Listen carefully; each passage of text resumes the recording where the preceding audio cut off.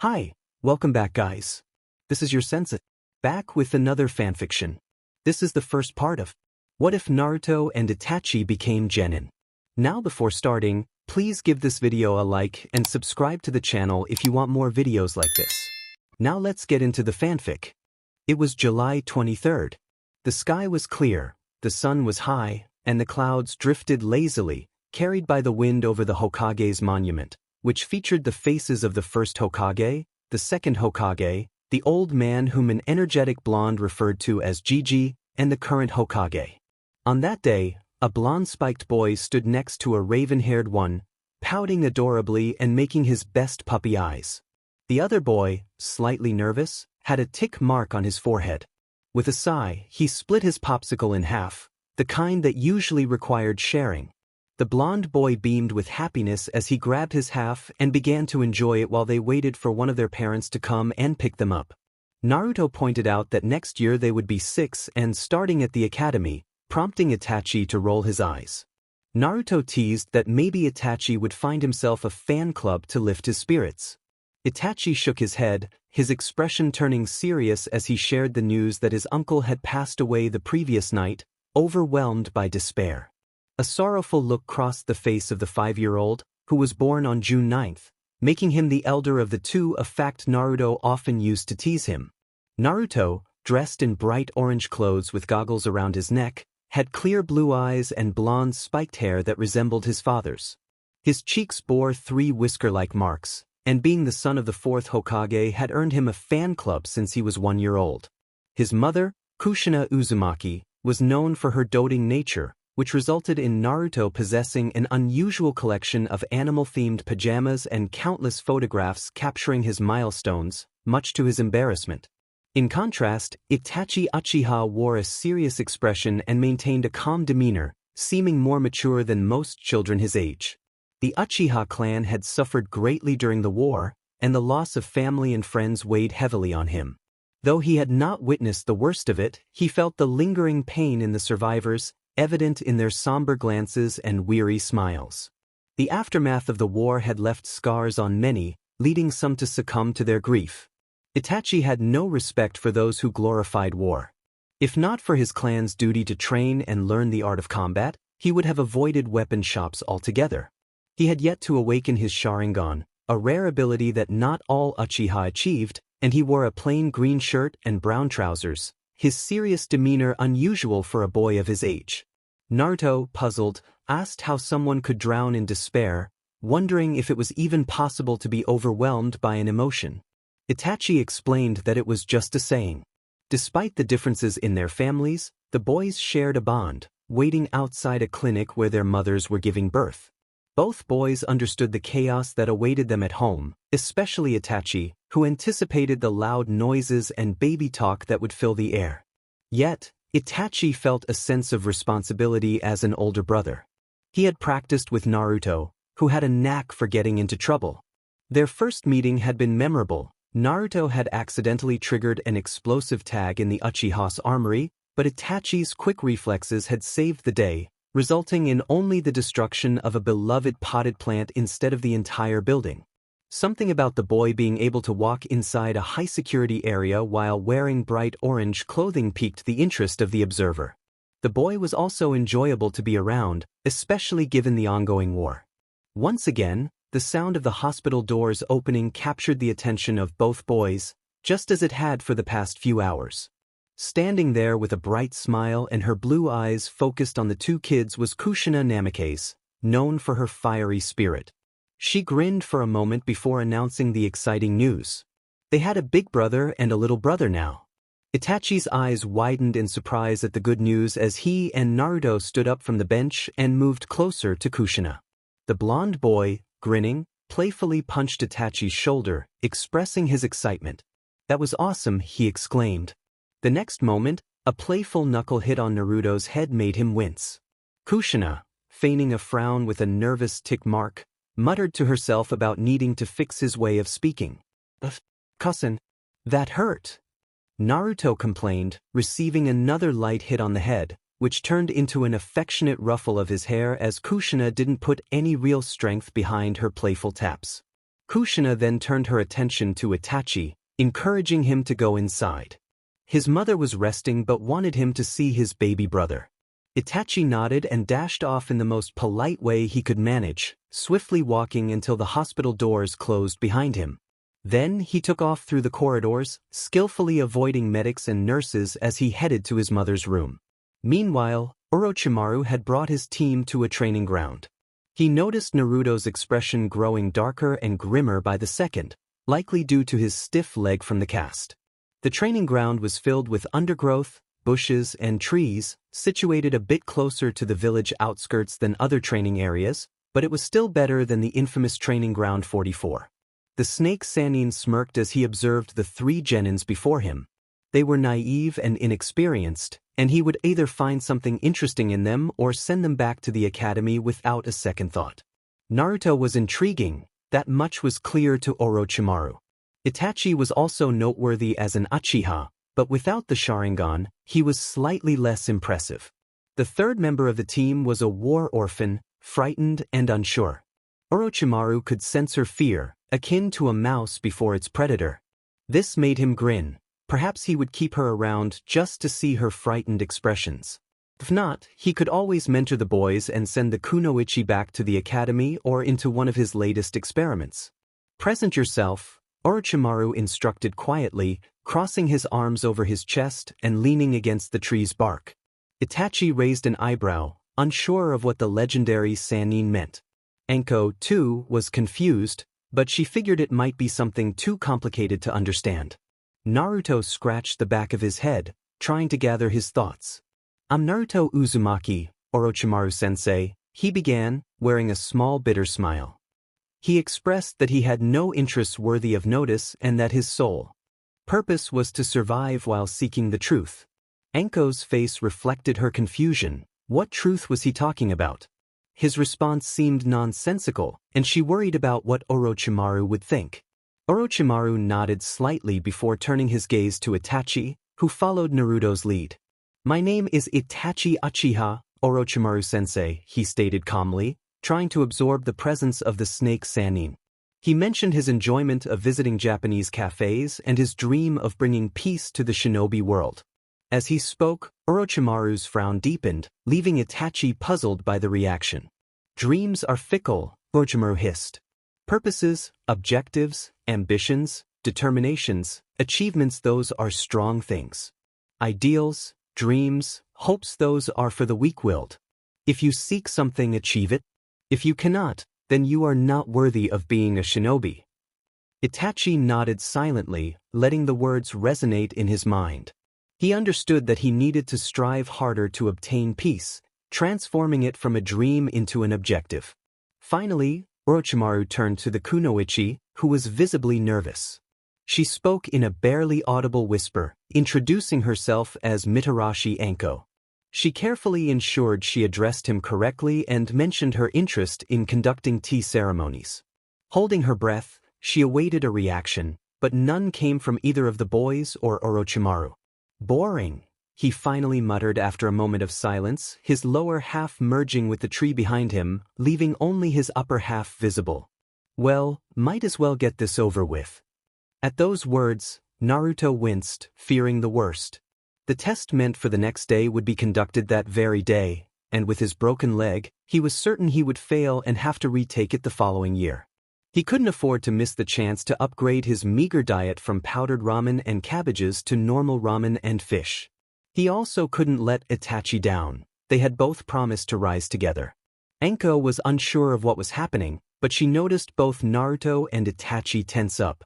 Naruto moved to grab a kunai, a new one at that, and she wondered where he had gotten the money to buy it.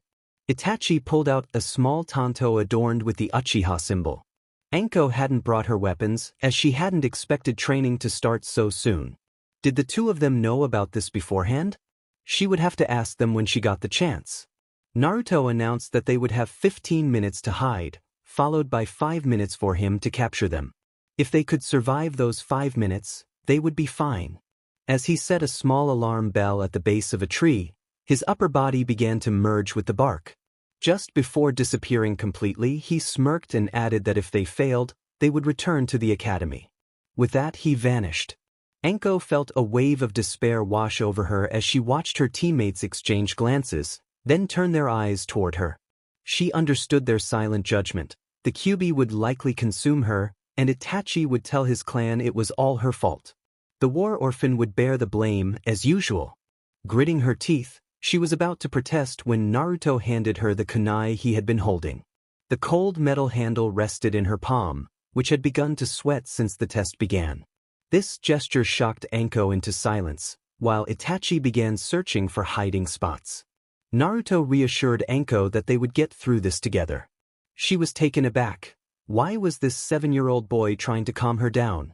She was supposed to take the lead due to her experience, yet here were 2 younger boys making her feel safe, despite their smaller stature.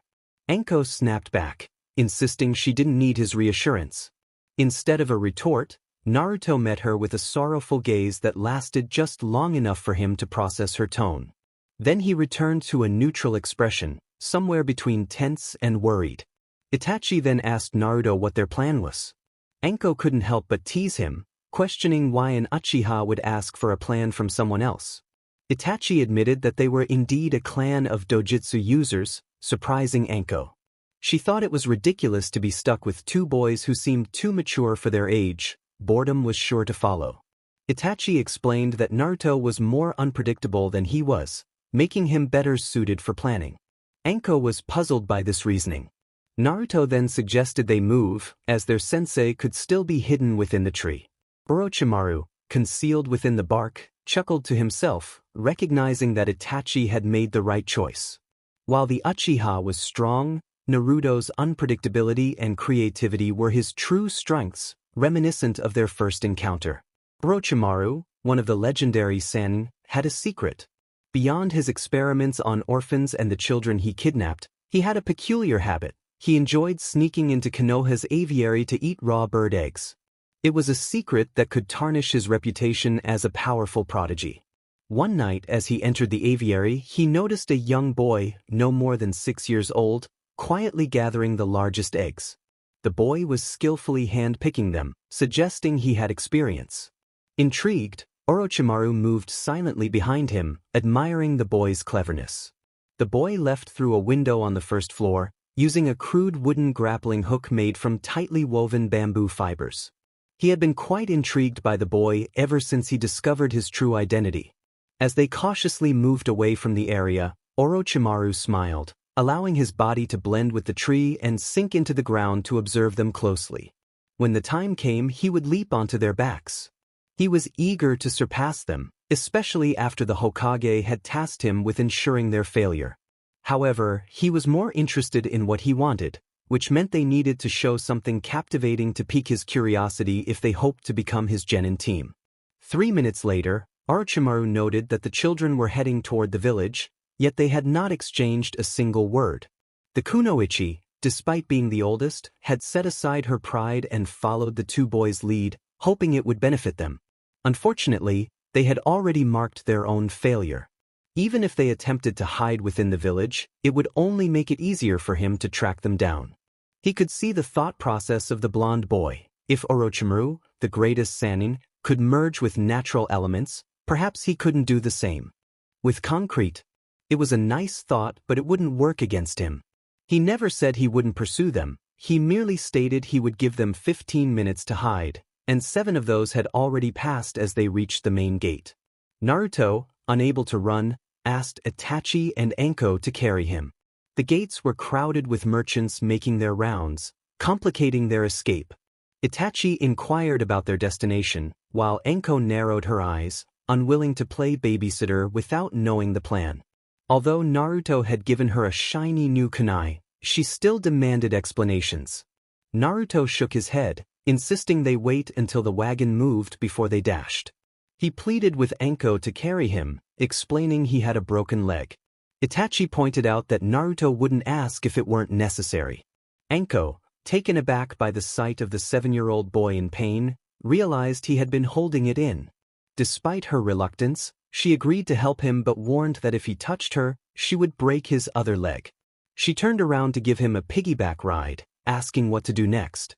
Naruto instructed Itachi to take position behind to the left and to throw a smoke pellet to the right when he said, "Go." Itachi nodded, though he didn't question the choice of direction. Orochimaru listened with interest to their discussion, amused that they thought he relied solely on sight. He could sense their body heat and chakra signatures, and he had countless ways to track them down. Whatever Itachi was going to throw wouldn't help them at all. When the wagon finally moved, the Genin group sprang into action. The sound of the horses' hooves briefly disrupted Orochimaru's senses, but he quickly regained focus on the vibrations of the three running Genins. However, they soon faded from his perception. Puzzled, he decided to appear on the street, scanning for the children. He noticed the smoke from a pellet emerging from an alleyway and realized they had thrown it to the right and moved straight ahead. He wondered where they were headed, perhaps the Hokage's monuments or the Sarutobi compound. He had not mentioned hiding in other people's homes. He only told them not to be caught by him within 5 minutes after their 15 minutes of hiding.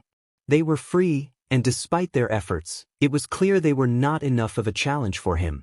He deduced they might attempt to hide at his sensei's house, which had wards against intruders, making it harder for him to pursue them. So, he moved from rooftop to rooftop, and as he did, the three Genins remained still in the alleyway, holding their breaths with their eyes closed, concealed by the smoke. Naruto thought about how Mitarashi smelled of tea leaves. Once the smoke cleared, he whispered that they should head back to the start. It was a mere murmur, but Itachi nodded in agreement, and Anko followed, trusting the boy's decision-making. Meanwhile, Orochimaru reached the Sarutobi compound and waited patiently. He wanted to allow the full 15 minutes to pass before officially giving chase. He began to probe the compound's wards with his chakra, searching for a weak spot to expand and determine where the three might be hiding. They found themselves in a seemingly deserted compound, devoid of life. An elderly voice interrupted Orochimaru's thoughts, prompting him to relent and turn around in the dark alleyway. He came face to face with the ex-Hokage, who was smoking a pipe and wearing loose black dojo robes. The old man inquired about Orochimaru's probing of his house's security. Orochimaru explained that he was testing his Genin team. Sarutobi, perplexed, questioned whether he had instructed them to infiltrate his house as part of the test. While he acknowledged that teamwork was essential, he warned that there were far too many dangerous wards in the compound. Orochimaru clarified that he had simply chased them while they ran, noting that they likely thought it wise to hide in a secure location. He pointed out that if they could get in, so could he, but he was puzzled as to why they believed they could enter the third Hokage's compound. Sarutobi pondered this while exhaling a puff of smoke. He mentioned that he had set the wards to allow Naruto entry if he ever needed something, confirming that Naruto was indeed part of Orochimaru's team. Orochimaru nodded in acknowledgement. Sarutobi then assured him that the wards would have alerted him if anyone had entered the house, indicating that the Genins had successfully tricked him. The old man's smirk only deepened Orochimaru's resolve. He would not be made a fool. As Orochimaru prepared to leave, Sarutobi expressed his hope that the troubling news he had received about Orochimaru was untrue, questioning when he had ceased to be human. The Sannin moved backward, using his enhanced senses to track the three Genins, realizing they had to be somewhere in the village. He quickly dismissed the idea of thinking like a mere chunin. Instead, he considered that they might be outside the village entirely. He reasoned that if he were a normal Genin, he would hide near a river or inside it to avoid detection. However, since that was his own thought process, he concluded they must be in the last place he would search the starting point. Orochimaru chuckled as he made his way back, recognizing the accuracy of his deduction. Deliberately slow, he intended to catch up to them in the final moments, relishing the thought of snatching away their hope. The three Genins were indeed there, silent, though Orochimaru could sense the fear emanating from the kunoichi, the barely concealed tension from the blond boy, and the well-hidden nervousness of the Uchiha. He paused for a brief moment before appearing in front of them, expecting them to scatter. Instead, they simply sighed in resignation. Anko admitted they had been caught, expressing frustration at believing Naruto's words.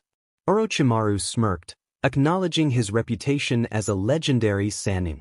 Itachi, for once, nodded in agreement, stating that they had little reason to continue since any confrontation would likely end in their defeat, especially with Naruto's injury. Anko's irritation flared as she challenged Itachi's implication that Naruto was stronger than her, boasting about her skills and ranking. Naruto countered, reminding her of their respective rankings. The playful banter escalated until Orochimaru narrowed his eyes and began to laugh. Anko, sensing something was off, questioned Orochimaru's amusement. He revealed that he had summoned snakes from the ground to capture them, declaring that they could return to the academy, pointing out that they had only 30 seconds left. However, Naruto smirked, revealing that he had tampered with the alarm bell, setting it to ring after 33 seconds instead. As the bell rang, Orochimaru realized he had underestimated the boy. He had indeed been tricked, and the cleverness of Naruto's plan was impressive. The three Genins exchanged nervous glances before Naruto sheepishly admitted that he had set the watch forward instead of backward. Orochimaru's eyes widened as he comprehended the depth of the boy's strategy. If captured, the bell ringing would signal their defeat, but they had cleverly turned it into a means of claiming victory. It was a bold gamble, one that could have easily backfired, but it showcased their ingenuity. To allow them freedom, without specifying if it was backwards or forwards. Orochimaru announced that training would commence the following day, grinning as he gestured for Naruto to come closer.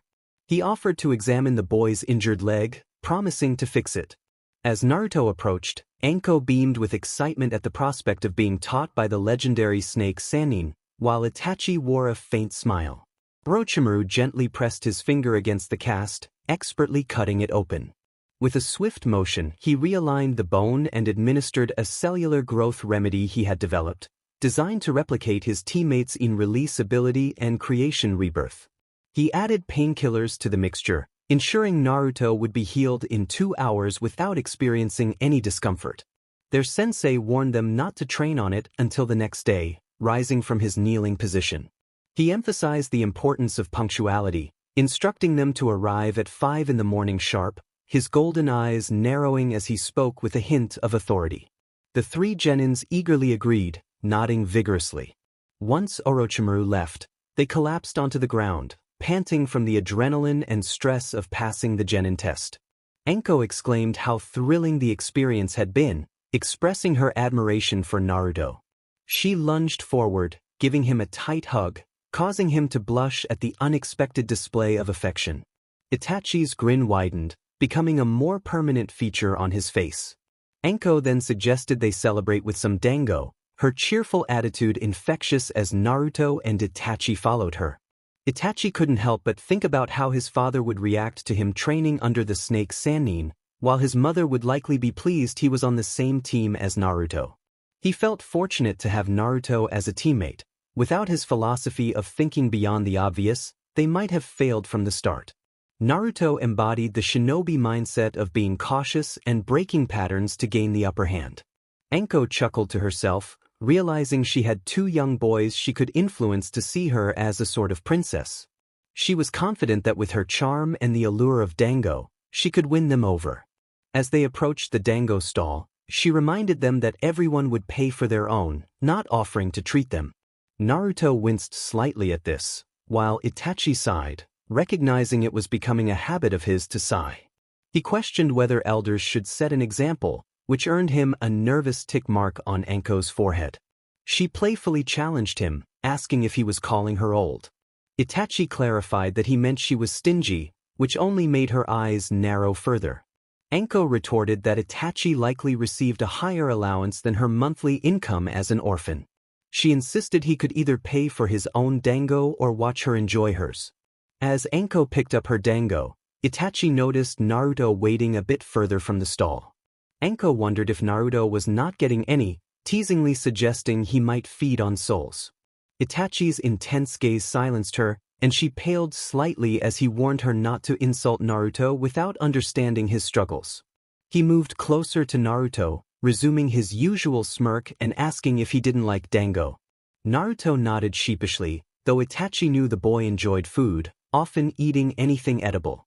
Itachi understood that Naruto's pride prevented him from accepting charity. Itachi proposed they go for ramen at Ichiraku's after training, suggesting it was fair they all took turns with food. Anko recalled that Ichiraku's ramen was quite affordable, making it a viable option.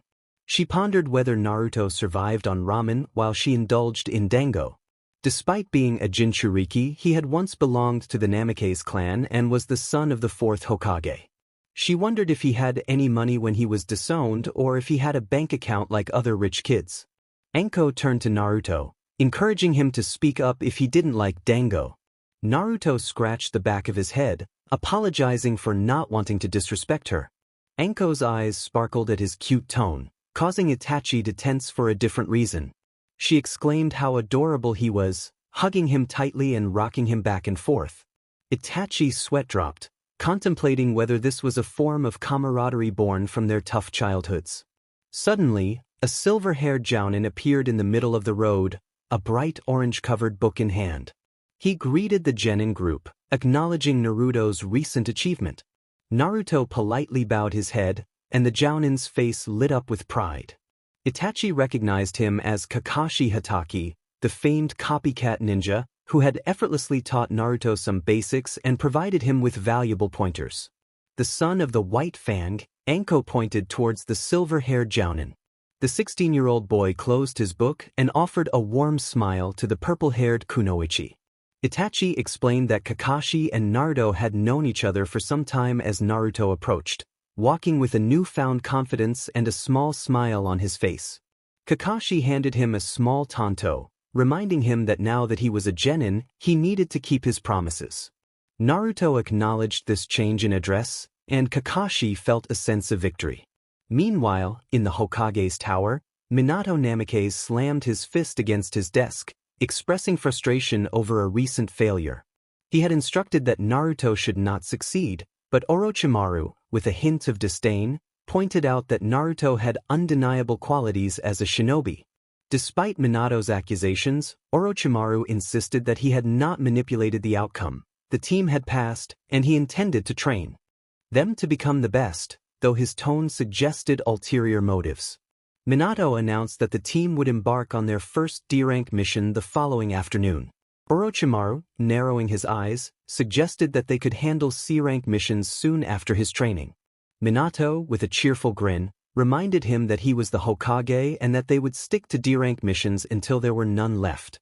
Orochimaru left the office, reflecting on his previous experience of challenging a Hokage's decisions. Orochimaru's anger was palpable as he expressed his doubts about Minato's ability to lead. He left the office, dismissing Jiraiya's attempts to counsel him. Minato, gazing out at the thriving village, contemplated the responsibilities of being Hokage and the sacrifices it required. Meanwhile, Kakashi had left the Genin group to their own devices. The three were sitting on a park bench, surrounded by a bustling crowd that seemed to avoid them. Anko, in a teasing tone, asked Itachi about his Sharingan, to which he explained that not every Uchiha awakens it at the same time, if at all. Anko introduced herself, encouraging them to get to know each other better, and shared her skills and interests, including her love for the library. Naruto, with pride, introduced himself as someone skilled at surviving and hiding. Anko raised an eyebrow, questioning whether survival was something to boast about. Itachi chimed in, highlighting Naruto's ability to enter high-security areas and his impressive transformation techniques, which even caught the Uchiha guards off guard. Anko whistled in admiration, realizing that Naruto's early promotion indicated his talent. "What about you, clan's boy?" Itachi asked, hoping to be called Itachi-kun. Anko's face lit up with a teasing tone as she ruffled Naruto's hair. The blonde boy whined, while Itachi sighed, feeling like he was aging quickly. He believed it would be better if they considered each other equals, rather than focusing on hierarchies or age gaps. Anko frowned for a moment but then dismissed his point. Fine, Itachi-kun, your proud and beautifully mature Kunoichi teammate will take care of everything. Now spill the beans. What can you do?" Itachi explained that he knew how to perform the Katan jutsus typical of the Uchiha clan and was first in genjutsu practice and use. Naruto chimed in, excitedly sharing that Itachi could do cool things with chakra that made it seem like a dream, like turning into crows. He added that Itachi was sometimes better than him at taijutsu, depending on who got the first strike. Anko noted that the two looked out for each other a lot, feeling a twinge of jealousy. While she had friends, their bonds seemed to come from a story about male friendships, which often took a mischievous turn in her mind. Itachi remarked that it would be irresponsible to leave Naruto alone for the safety of the village. Anko raised an eyebrow, wondering if he was afraid of the Kyuubi, but Naruto didn't seem bothered, leaving her puzzled. As she began to speak, Itachi chuckled, realizing the misunderstanding. He clarified that Naruto was a force to be reckoned with, not because of what he harbored, but because he often got himself into dangerous situations. He recalled a time when Naruto had wandered into the Umbu department, prompting Naruto to defend himself, insisting it wasn't his fault for being curious about a hollow tree stump. He mentioned that he had found some nice things but they were too big for him to use. Curiosity piqued, Anko teased Naruto about making a move on his teammate, but he simply invited them to see what he had found at his nearby apartment.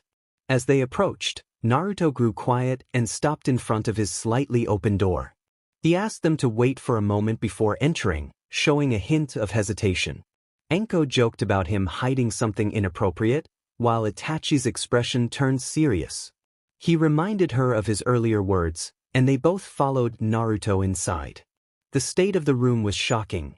It was a complete mess, far worse than Anko's own room. Pillows were torn apart, and a foul stench filled the air. Amid the chaos, Naruto calmly moved broken pieces of his bed aside, sighing in relief as he uncovered a trench coat and a kunai pouch, along with a frog-like wallet. He turned to face his friends, a forced smile on his face. Itachi inquired if anything had been stolen, and when Naruto shook his head, Itachi's expression turned sad.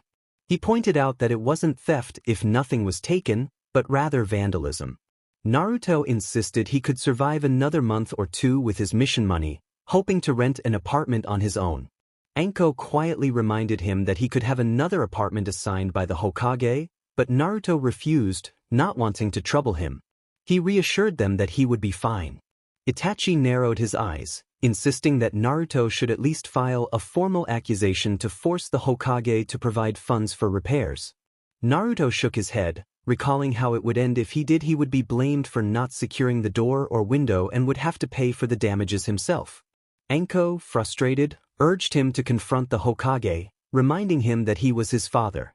Itachi intervened, raising his voice for the first time, silencing Anko. Naruto's expression darkened as he looked down, while Anko fell silent, aware of the boy's painful past of being disowned, which had caused quite a stir due to the reason given: disrespect of the clan head. Yet Naruto seemed like such a polite boy, so surely it had to be political. She couldn't believe a father would actually hate his own son, right? Naruto rubbed his eyes with his sleeve, claiming he had dust in them. He handed the trench coat to Anko, who noticed a hint of moisture in his eyes, likely from the dust. Anko reminded herself that he was still just 7 years old and that it was natural for him to cry. She had her own moments of tears too. To lighten the mood, she unraveled the trench coat and admired it for a moment before trying it on. It was a bit too big, but she figured it would fit him well in a few years. Naruto offered a meek smile in response. He quietly said he could have it, expressing uncertainty about being around in 5 or 6 years. Anko's expression turned puzzled. She encouraged him not to be so grim, reminding him that being a shinobi could be dangerous, but she would always look out for him. She also assured Itachi that he could use some time off from babysitting.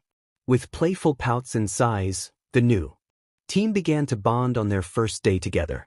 The next morning, Anko was unexpectedly pulled from her bed by a giant snake, while a half-asleep Itachi was caught in the coils of another. Naruto was the only one spared this chaotic wake-up call, as he was already dressed. Orochimaru, perfectly attired as their Jounin sensei, announced that training was starting now. Anko protested, claiming it was still too early, but Orochimaru simply replied that he had lied about the time. As they made their way to the training grounds, Orochimaru leaped from roof to roof, followed closely by Naruto, who clutched a small backpack. Upon arriving, the snakes vanished in a puff of smoke, leaving the two still in pajamas shivering. Naruto rummaged through his pack with a hint of sadness in his gaze. Orochimaru laid down the first rule: always be ready for anything. He emphasized that it didn't matter if they were in the bathroom or sleeping, they needed to be prepared for training. Anko nodded, trying to warm herself from the chilly breeze. Itachi questioned how Orochimaru had managed to slip into the Uchiha compound unnoticed, especially with a giant snake. Orochimaru simply smiled, stating it was a shinobi's secret. Naruto then surprised everyone by taking out a chocolate bar, carefully cutting it in half and offering one piece to Anko and the other to Itachi. Itachi, in turn, split his piece again, handing a quarter back to Naruto. Orochimaru raised an eyebrow, intrigued by the gesture. Naruto explained that chocolate could help keep them warm. For a moment, silence enveloped them as Anko sheepishly broke her piece in two, ensuring Naruto wouldn't be left without any. After what felt like an eternity, Orochimaru slowly took his piece, and they all shared the chocolate in a rare moment of camaraderie. Orochimaru mused that if Jiraiya saw this, he would surely find a way to use it for his research. He turned to Itachi, acknowledging his knowledge of the Katon jutsus of his clan. Orochimaru informed the team that while they might not have the capacity to use other elemental jutsus effectively yet, he would teach them methods to refine their chakra needs. The first step was to climb a tree, which he pointed out in the training ground. Anko eagerly dashed toward the tree, using her hands and feet to climb it. She wasn't an expert, but her determination drove her. However, a gust of wind sent her tumbling to the ground, landing in a bush that fortunately had no thorns or sharp objects. This was thanks to Naruto, who took the time each night to clean the training grounds, ensuring it was safe for practice. "What was that for, sensei?" Anko complained as she slowly got back on her feet. "You must climb it using chakra, like this," Orochimaru said, a slight frown on his face. He defied gravity, standing on the bark of the tree as he climbed a couple of steps before jumping down with practiced ease. "Wow, what do we have to do for that, sensei?" Anko asked, her curiosity piqued. Orochimaru turned his golden eyes to the two boys, a grin forming on his face as he replied, "Kukuk, ask Itachi. He should be familiar with this exercise. I'll return when you all have completed it, so don't worry." With that, he turned to leave, busy even at 3 in the morning. Anko's gaze shifted to Itachi. "Well," Itachi began, "you concentrate chakra to the soles of your feet, and once you're done, you should be able to stick to the surface of the wall, or in this case, tree bark, with ease. You need just the right amount, though too much and the bark breaks, too little and it doesn't stick." He demonstrated by walking all the way to the top of the tree. "This works on walls too, to reach windows and apartments, and with the correct technique, you can even walk on water or paper doors," Naruto added, surprising Anko. "So you got this down too?" she asked, and Naruto nodded. "Itachi showed it to me and I learned it. It's essential for survival," he said with a small smile. "Itachi-kun, you can go home and get your clothes, maybe a spare change for Anko-chan too? In the meantime, we'll start. I trust Anko-chan will pick this up soon, but she might take some time, so you should use it." Itachi nodded and dashed off. Orochimaru, hidden nearby, couldn't suppress a grin. They were already forming a team, with a leader, a worker, and clearly a weak link. He would enjoy toying with them. Months later, the names of the daimyo's wife's cats Teru, Tiru, Tara, Tuna, Tiara, and Tora were known to all. They had been found dead, their furs delivered to the palace door with a sign warning against the loss of animals, especially with recent cuts in funds for war orphans. There was no proof that Orochimaru or his Genin team had done it, but whispers began to circulate that someone had captured and skinned the daimyo's pets. Naruto thought that cat stew would taste terrible, but cat barbecue was a different story. Without cats to hunt, the D-rank missions around town finally came to an end. As always, Orochimaru stood behind his team. Anko was in the front, Itachi to her right, and Naruto hid behind them, trying to avoid the Hokage's gaze as he reviewed the mission roster. "It appears there are no D-rank missions left," the Hokage muttered, glancing at Irika, who had nothing to say. It was unusual, but they had been lucky to come in for another mission during this PRD. "So we'll finally get a C rank? Hodsama, we've completed over 57 D-rank missions. We've cleaned the Aburame's hives, the Inazuka kennels, and the Akimichi latrines," Anko exclaimed, her face showing disgust at the last task. "The Yamanaka flower shop has been rearranged, and the Uchiha compound is sparkling clean." Mikoto had chuckled that day, unable to stop when she saw her son and his friend using dustpans. The Nara clan has all their deer accounted for and vaccinated, and the Hyuga had new dojo mats placed. We've done all the work any Genin team should do. We want a higher level mission. Anko finished, and Irika's forehead twitched with irritation.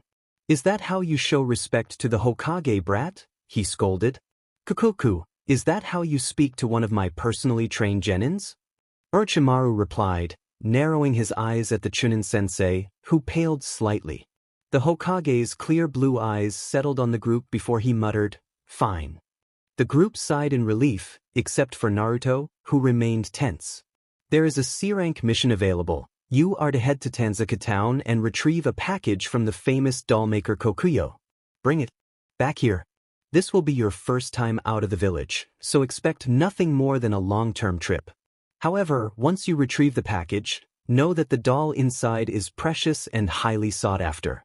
Expect thieves to try and claim it. As the Hokage finished speaking, Orochimaru's smile was slightly unsettling, but he simply nodded, accepting the scroll with more details on the mission.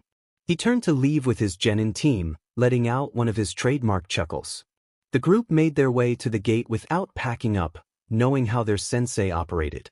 They had learned to be ready for any mission at a moment's notice. If they weren't prepared, they would face the consequences. Anko had once found herself doing a D-rank mission in her pajamas, and no amount of pleading had changed Orochimaru's mind. He followed his own rules strictly. He seemed to care about his team's well-being, but only when it was worth his time. Itachi had received pointers, Naruto had barely gotten attention, and Anko had been toughened up to keep pace with the others. The Uchiha clan did not require admiration to thrive, and neither did Naruto. The girl, however, appreciated such displays of interest. While she had developed a touch of arrogance, she mostly kept it in check. As the group departed from the gates, Anko, wearing a smug grin, stretched briefly, allowing her fishnet shirt to loosen momentarily beneath her dark green jacket, which was fastened just below her neckline. Her pale purple skirt, while not overly short, was designed for mobility. Itachi wore a simple brown shirt adorned with the Uchiha symbol on the back, paired with dark beige shorts and a small belt equipped with kunai pouches. Naruto sported a seemingly ordinary gray long-sleeve jacket, with a hint of a black shirt visible underneath, and his long cream-colored trousers featured a leaf motif. Shopping late at night, when stores were closed, didn't leave much time for choosing clothes. Orochimaru was aware of the boy's nighttime escapades but chose to remain silent.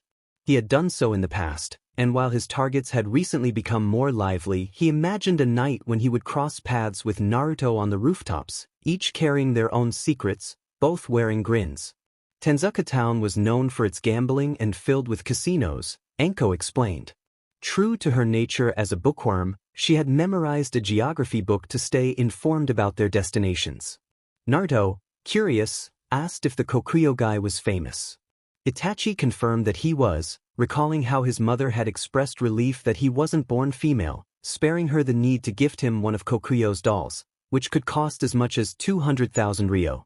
Naruto blinked in surprise and turned to Orochimaru, inquiring about the value of 200,000 ryo. Orochimaru sighed, explaining that the priciest ramen with all the toppings cost no more than 200 ryo. He encouraged Naruto to imagine feeding the entire village ramen for lunch instead of purchasing a doll.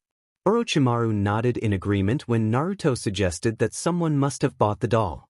Naruto questioned who would make such a foolish purchase, prompting Anko to sigh, acknowledging that while it seemed foolish, life was often unfair.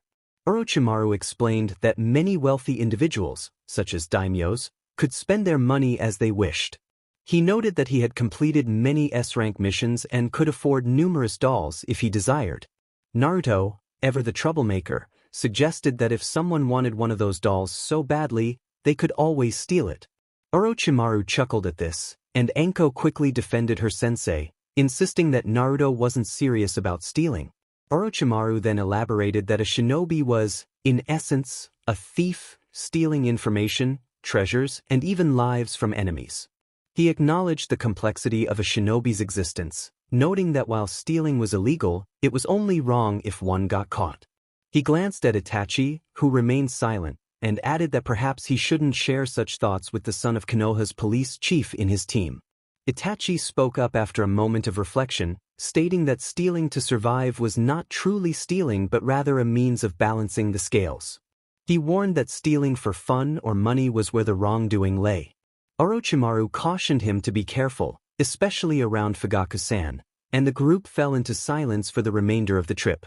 On the first night of their rest, while Naruto took the first watch, Anko sat down beside him and innocently asked if he liked the girl from Ichiraku. Naruto's expression turned somber as he murmured that he couldn't. When Anko pressed for an explanation, he revealed his troubled past. After the incident with the Kyuubi and the seal, the Hokage had declared him a hero, but the next day he found himself in an orphan apartment, labeled a danger to himself and others. His tone grew bitter as he recounted how he had been disowned for disrespecting the clan leader. The hero who had contained the Kyuubi became merely the beast in human form, feared by the villagers. Naruto shared how the Hokage had later offered him a chance to return, but only if he stopped being a shinobi. With a smirk, he expressed his desire to understand the Hokage's motives, leading him to seek the truth. Anko, still curious, asked how this related to the girl from Ichiraku. Naruto explained that before everything changed, before he became a Jinchuriki, he had often visited the ramen shop with his mother. She was the same age as him, so they became friends. He often visited her and Itachi, which was why Itachi didn't carry the same stiffness as many of the other Uchiha in the compound. As he reflected on this, he thought he heard Itachi mumble something in his sleep, but he dismissed it. Anko, growing impatient, urged him to get to the point.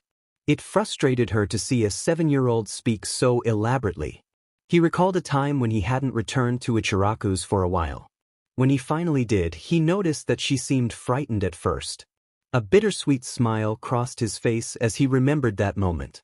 He realized he had gone too long without food and was starving. He had some money in his pockets, just enough for a bowl of salt ramen, which was his mother's favorite. However, he could only afford one bowl. The paper slip he received from the DLVI guy had been carelessly tossed at him, leaving him confused about what to do with it.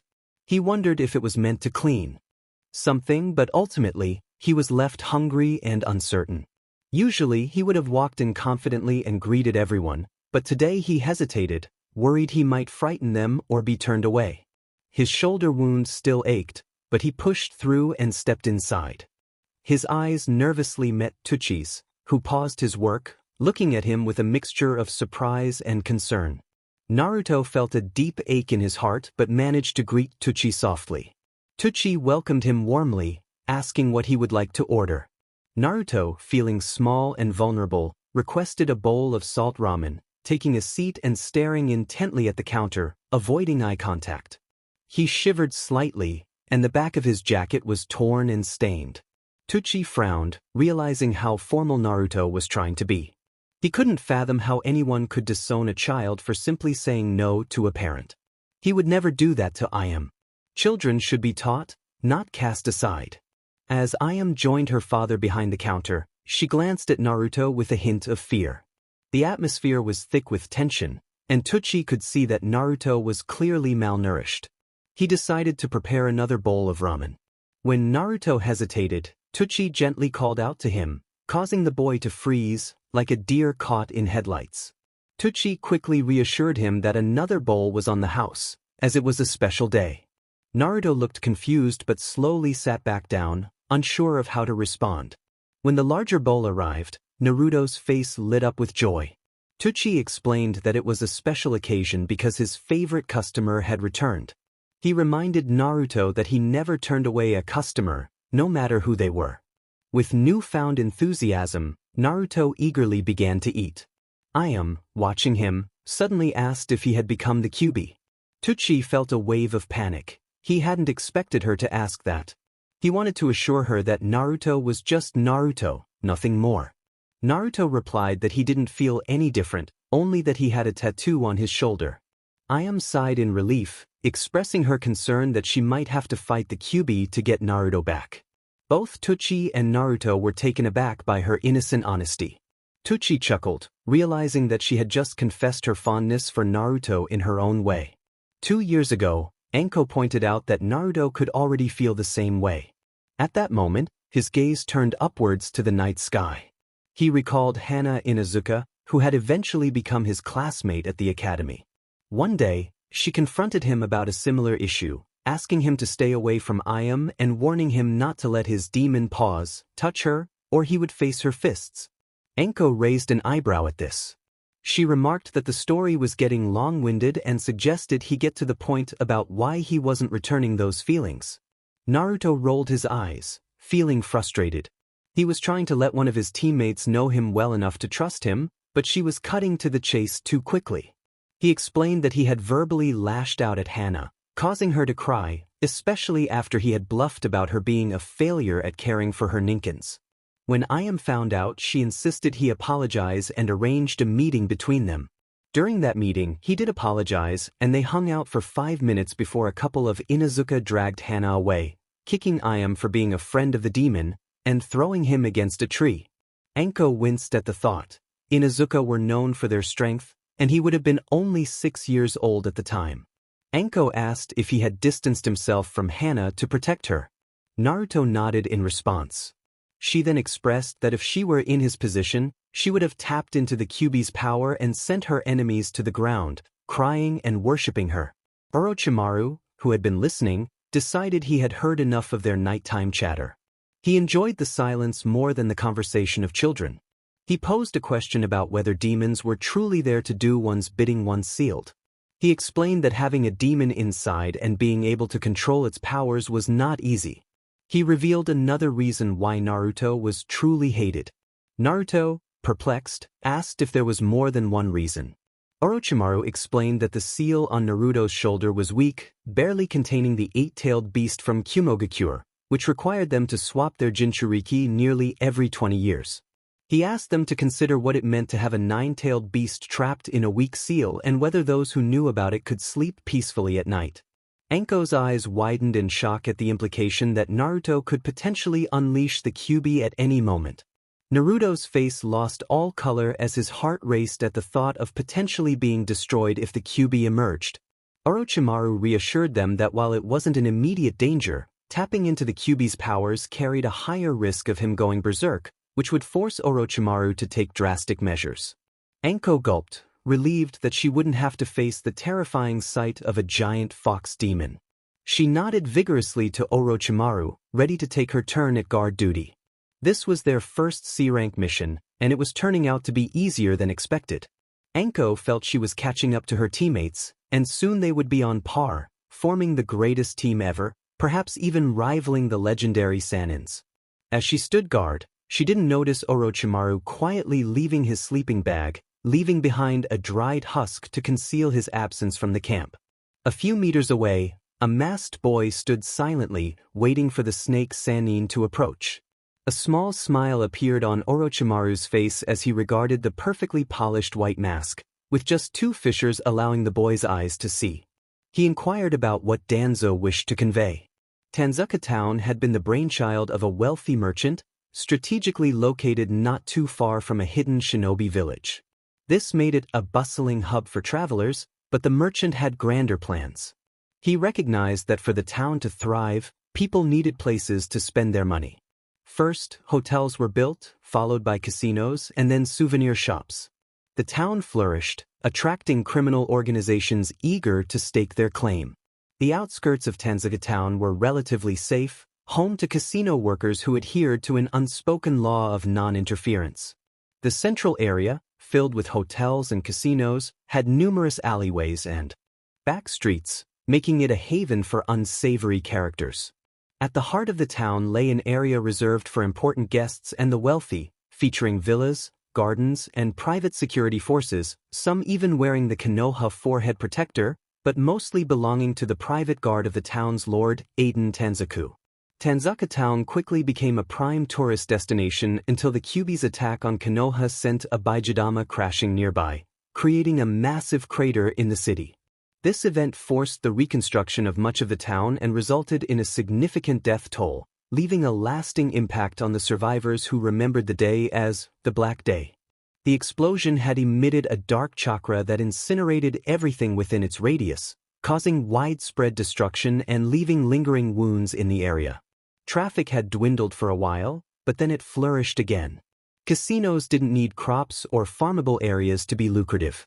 As expected, the doll maker lived in the heart of the town. Fortunately for the three Genins, their sensei had decided to accompany them. With a legendary Sannin walking behind them, no private army could stop them from reaching their destination. Criminals didn't survive long by thinking they could take on Orochimaru and live to tell the tale. Kokuyo's working area resembled a private clinic, complete with a secretary, comfortable chairs and sofas, and little girls sipping tea with their pouting mothers, all dressed in expensive clothing. Naruto winced several times, his thoughts evident on his face, which Itachi, who knew him well, easily picked up on. He couldn't help but think that this place felt absurd. This was a doll maker's shop? Was he in a ridiculous place? He wondered if that child was holding a golden napkin. He silently hoped that these people didn't actually buy more than one doll. Orochimaru, observing Naruto's colorful mental expressions, showed a slight grin, recognizing that he often had similar thoughts about the general population. Itachi looked puzzled when two guards inside the shop stopped them, allowing only Orochimaru to move forward. One of the guards mentioned that Kokuyo had been expecting a Konoha team but had given clear orders to let only their sensei through. The guard's subtle message was clear. They believed that the Genins shouldn't be wandering around the shop. The three Genins glanced at their sensei, who smirked and nodded. Orochimaru instructed them to wait outside. As they turned to leave, murmurs of disdain echoed in the waiting room from the wealthy women and their spoiled children. Outside, Enko finally dropped her emotionless facade and pouted. She expressed her frustration about how the others had looked at them, feeling a strong urge to retaliate. Itachi frowned at her words, reminding her that there was no need for violence. While it wasn't pleasant, there was little they could do without crossing a line. Enko didn't like being looked down upon, feeling as if they were treated like nobodies. She believed they could have easily handled the guards if it had come to that. Itachi, attempting to reason with her, emphasized that the strong should protect the weak rather than bully those they disliked. Enko insisted that they could have been treated better and should have kept their thoughts to themselves. Naruto chimed in, pointing out that the guards had indeed kept their thoughts to themselves. Enko playfully hit him on the head, insisting that it was a rhetorical expression. Itachi clarified that rhetorical questions are those that don't require answers, and in this case, Naruto was correct. Enko winced, considering retaliating against Itachi but knowing he would easily dodge her strike. She had been training hard and had become stronger, often surpassing Naruto in their sparring sessions. She felt a mix of frustration and anger towards him for holding back, which sometimes resulted in her accidentally hitting him. Despite her initial apologies, she had grown somewhat arrogant around Naruto, a change he seemed to notice but kept to himself. Enko then shifted the conversation, suggesting that since their mission had gone smoothly, they might be able to earn their reward quickly. Itachi pondered the payment for a C-rank mission, and Naruto explained that it ranged from 30,000 to 100,000, but expenses during the mission could reduce their earnings. He added that completing 2 D-rank missions in the village in one day was often more profitable than a single long C-rank mission. Itachi mentioned wanting to buy a souvenir for his mother and something for Sasuke if time allowed. He felt reassured knowing he wouldn't end up with an empty wallet. Enko teased him about acting like a miser, but before he could respond, the doors opened, and Orochimaru emerged with a clearly disgusted expression, his eyes promising retribution. Enko looked at the group of Genins around her, wondering why Orochimaru had invited them on the training trip. They had set off at dawn, 2 days after she had signed the snake summons, and she found herself among other Genins from Konoha, all eager for the special training regimen prepared by Orochimaru. It took her a moment to adjust to the swaying motion of the ship, and she couldn't help but smirk at the sight of some boys turning slightly green from seasickness. They all appeared tense and frowning, a group of privileged kids, likely the offspring of renowned ninjas, who had pleaded for her sensei to take them on as disciples. She was confident she was the only one chosen for her skills and quick learning. The first rule for the trip was absolute silence during the training regime, and she wasn't sure what to make of it. They could only speak to Orochimaru sensei and backwards, with no communication among one another, to enhance competitiveness and training results, as the snake Sannin had instructed.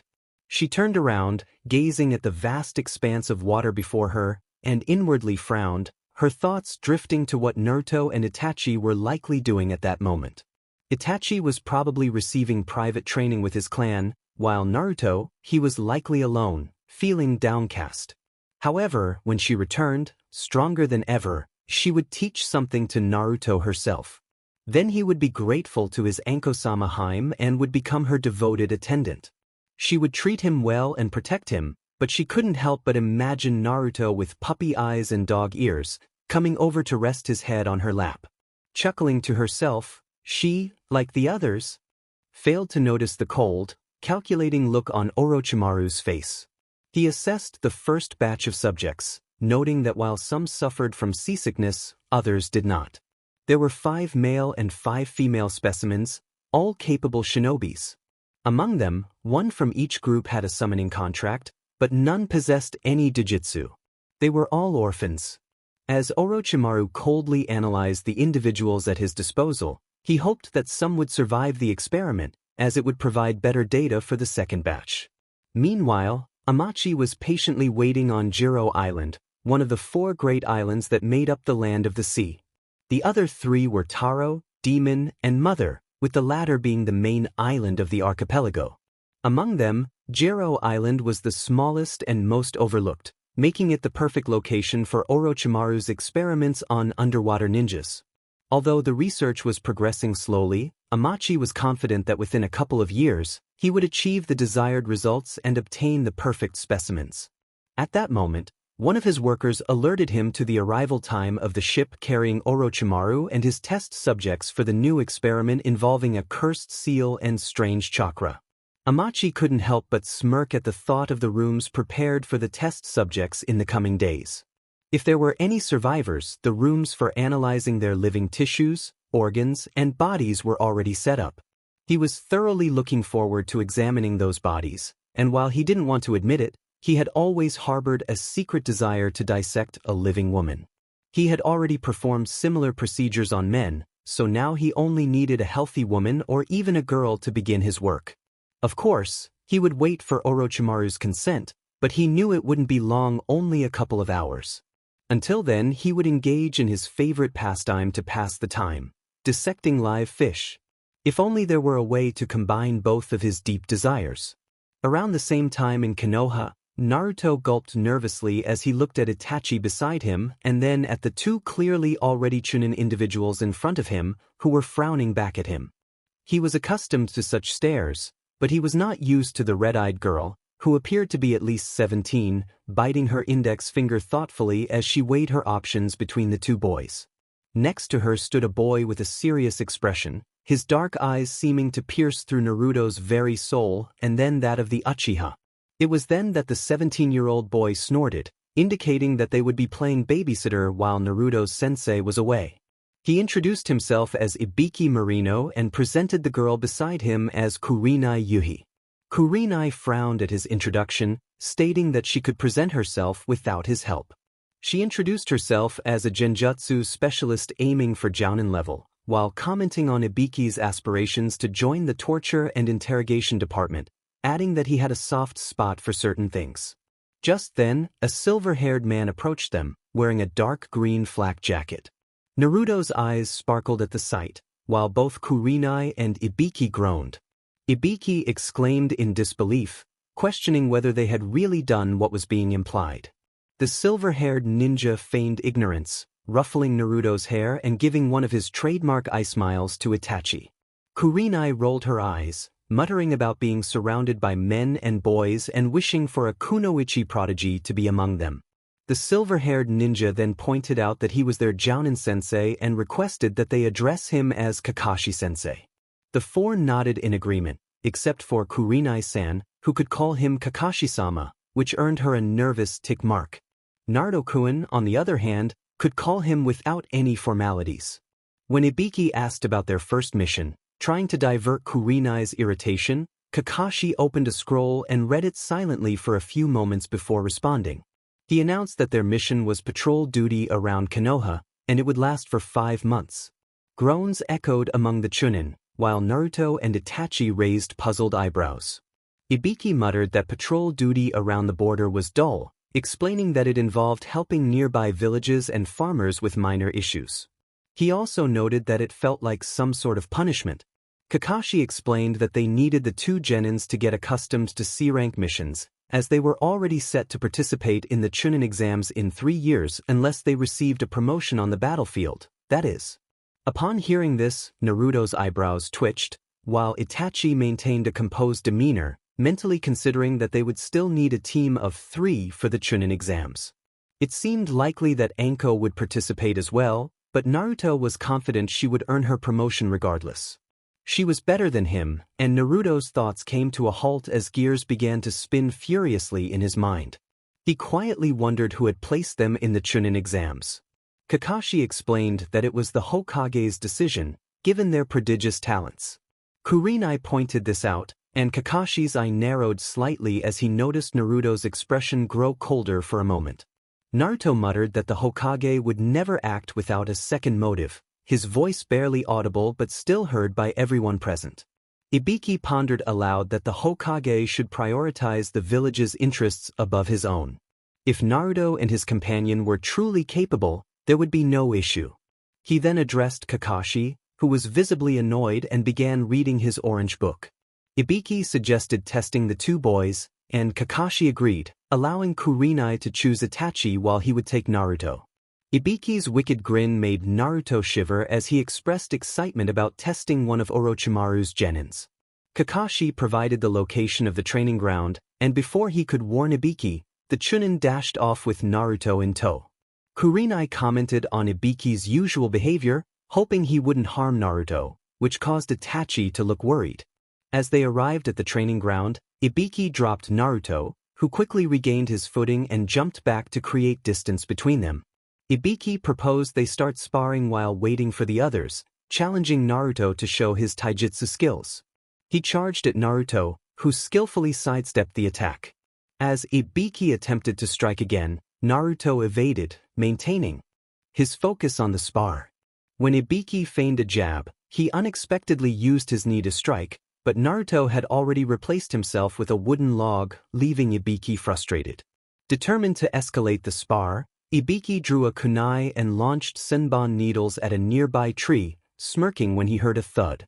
Approaching the source of the noise, he discovered a small rock and an explosive tag, which detonated, forcing him to leap back as the explosion rocked the area, leaving the tree charred.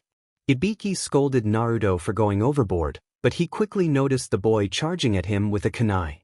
In a swift motion, Ibiki countered, landing a punch that sent Naruto sprawling to the ground, causing his clone to dissipate.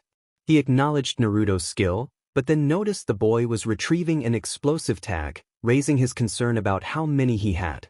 Ibiki reminded Naruto that this was a friendly spar, but the intensity in Naruto's icy blue eyes unnerved him. Just as he prepared to throw a kunai at Naruto's hand, the boy headbutted the weapon, deflecting it with his forehead protector. Despite a new scar on his cheek, Naruto moved closer, ready to slam the tag against Ibiki's side. As Ibiki braced for impact, he heard Naruto declare his victory, putting the tag back into his pocket without activating it. Confused, Ibiki checked himself, realizing he was still unharmed. Itachi arrived, panting slightly, and explained that during their spars with Orochimaru, anything was acceptable until one participant closed their eyes. Naruto, suddenly shocked, apologized to Ibiki for not realizing he wasn't lying. As he bowed repeatedly, Ibiki found himself in the awkward position of wanting to comfort the determined boy.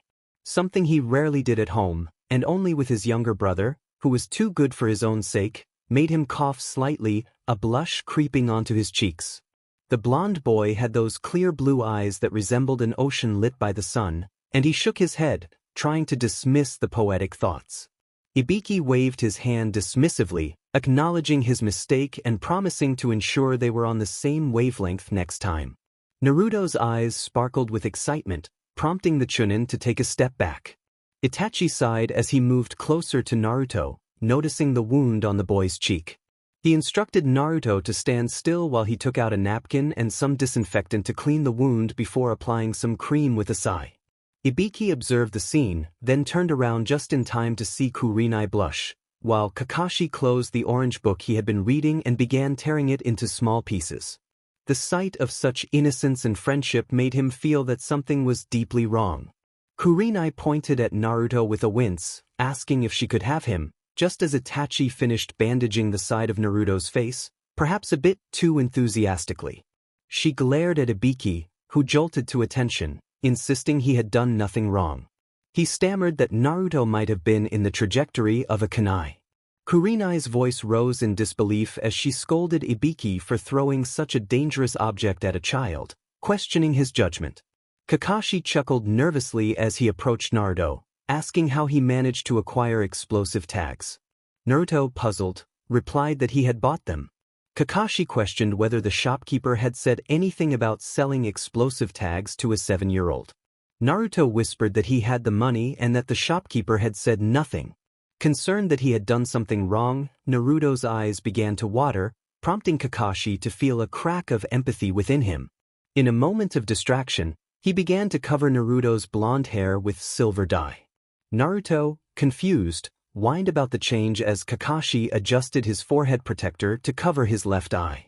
Kakashi insisted that Naruto should call him Kakashi-Nizan, but before the boy could respond, Kurenai intervened, dragging him to the nearby river to wash off the dye. Kakashi, wincing in pain, protested, claiming he would report her for insubordination. As he fell to his knees, Kurenai returned with a puzzled Naruto, who looked to Itachi for answers. Itachi, torn between explaining the madness around them or assuring him everything was fine, chose silence. As tears fell from Kakashi's visible eye, Kurenai turned to Itachi with a smirk, suggesting they have a spar, allowing only taijutsu. She explained that to become a chunin he needed to demonstrate skill in ninjutsu and genjutsu, effectively counter illusions, and show at least 2 jutsus of the required elemental affinity or one not belonging to his affinity. Itachi nodded, assuming his usual stance as the spar began. Though neither fighter went all out, the punches flew around, resulting in a less intense fight than that between Ibiki and Naruto. Both boys exchanged perplexed expressions. Naruto encouraged Itachi to give it his all, while Ibiki taunted Kurenai about her fighting ability. Both sparring fighters developed nervous tick marks before raising the intensity. Kakashi sighed, asking them to avoid turning the spar into a life-or-death struggle. He watched with interest as Itachi's sparring style revealed a distinct familiarity to him. The movements reminded him of his own past sparring sessions with an Uchiha under Minato-sensei. Kakashi shook his head, pushing aside thoughts of Obito and Rin, reminding himself that Rin was still alive and often visited the memorial stone. These spars were not meant to last all day. They were intended to gauge how much they would need to supervise the 2 genins. To his surprise, Itachi managed to land a light punch on Kurenai's cheek, prompting Kakashi to mark the end of the sparring session. Kakashi assessed the fight and concluded that they could treat Itachi as a low chunin for the patrol. He noted that they had already been away from the village for a while. Both Naruto and Itachi nodded in agreement. Kakashi explained that they would be away for 5 months but would remain close to the village to respond quickly if anything happened or if there was anything to report. The 2 genins looked perplexed at the chunins and Kakashi, who were all focused on them, expecting them to dash off to prepare. 1 hour, gates, prepare for mission, 5 months. As Kakashi spoke slowly, Itachi replied with a controlled voice that barely concealed his amusement. They were prepared for a long-term mission in every aspect. Orochimaru-sensei had provided them with essential supplies. Itachi pulled out a slip of paper containing a seal and explained that they had their backpacks filled with provisions for at least 3 weeks. Naruto chimed in, adding that they also had spare weapons and personal hygiene items. Kakashi chuckled as Ibiki and Kurenai nervously gathered their belongings. Kakashi then laid down a single rule for his team. He wanted them to understand the importance of this rule. He stated that those who abandon their mission are considered trash, but those who abandon their teammates are worse than trash. His narrowed gaze focused on the 2 genins as he emphasized that he would not hesitate to remove them from the shinobi program if they ever abandoned a teammate, regardless of the mission's outcome. The intensity in Kakashi's eye made both boys gulp slightly, and they nodded vigorously, not wanting to cross the copycat ninja. Later, in the land of sea, Anko was engulfed in pain. It was an overwhelming sensation that seemed to consume her entirely. Her body felt as if it were on fire, alternating between waves of heat and chilling cold that left her shivering. The agony coursing through her muscles felt as if they were being torn from her bones, and her mind felt like it was unraveling. Yet, she clung to a kunai as if it were her last lifeline. In her fleeting moments of clarity, she found the cold metal oddly comforting. It was the kunai Naruto had given her, and she knew he would be devastated if she were to succumb to the pain. As she contemplated the kunai, she questioned who would miss her. She had no one, except for her friends and those two boys. Orochimaru-sensei wouldn't do this to her without reason, would he? Training had ended for the day, and Orochimaru had released them to pursue their own interests. It was the first day of the month, and with a full wallet, Anko had hoped to bond with her team over food. She had cheerfully suggested they go eat dango together, but Orochimaru had declined, leaving her disappointed. Itachi had excused himself as well, attending to clan matters. Frustrated, Anko kicked a rock, but then heard a quiet voice offering to accompany her. She turned to see Naruto, who appeared a bit intimidated. She wondered if she intimidated him or if he was just nervous. She playfully accepted his offer, stating that they would get dango and then head to the ramen stall he liked. Naruto hesitated, saying he wasn't very hungry. Anko frowned for a moment but shrugged it off as she made her way to the dango stall. As they walked, she initiated conversation, asking why he seemed low on funds. Naruto revealed that he had been disowned and had nothing left. He explained that he was not an orphan and didn't receive any financial support. He had to pay rent for his small apartment and had struggled to find work, even for simple tasks. Anko listened in silence until they reached the dango stall, where she ordered 2 sticks and handed one to Naruto. She insisted it wasn't an act of mercy but rather a way for him to understand the superiority of dango over ramen. Watching the sparkle in his eyes as he accepted the treat filled her with an unexpected warmth. That glint represented happiness, and it struck her deeply, making her realize how someone could overlook such joy. Anko muttered to herself about how she couldn't leave Naruto alone, knowing he would face danger without her support. She let her head rest against the cold stone floor, feeling the heat waves wash over her. She had no idea when she had collapsed, possibly after feeling the overwhelming sensations or attempting to walk to the bathroom. Time was lost to her in that moment. She felt a terrible turmoil within her. At that moment, another feeling settled in her heart. She wondered why she found herself in such a situation, noticing the black marks spreading across her skin from the seal. She questioned whose fault it was, whispering to herself. It dawned on her that Orochimaru must have realized Naruto's weakness. To protect him, he had made her strong, hadn't he? A chuckle escaped her as she shook her head, her right fist striking the ground and causing small cracks to appear in the smooth stone floor. She reflected that she couldn't blame her sensei for thinking that way. The purple-haired Kunoichi's eyes narrowed, becoming tiny spots of light brown. She then shifted her focus to the clan's boy, who was always there to protect Naruto, wearing that smug expression as if he genuinely cared. She felt anger rise within her, believing he enjoyed having a toy to play with. As she expressed her frustration, her left hand slammed against the stone floor, and she slowly rose to her feet, wobbling slightly. Anko's thoughts spiraled further into despair as she questioned whose fault it was that she was in this predicament. It was because she felt weak, because she was alone. She admitted it was her fault, and with those words, she fell to her knees, breathing heavily as the seal's marks began to recede, returning to their normal state. From behind the cell, Orochimaru observed her with curiosity, pondering her status as the sole survivor. He turned to Amachi, who nodded uneasily in response. Orochimaru mused about the success rate of his experiments, suggesting they could do better.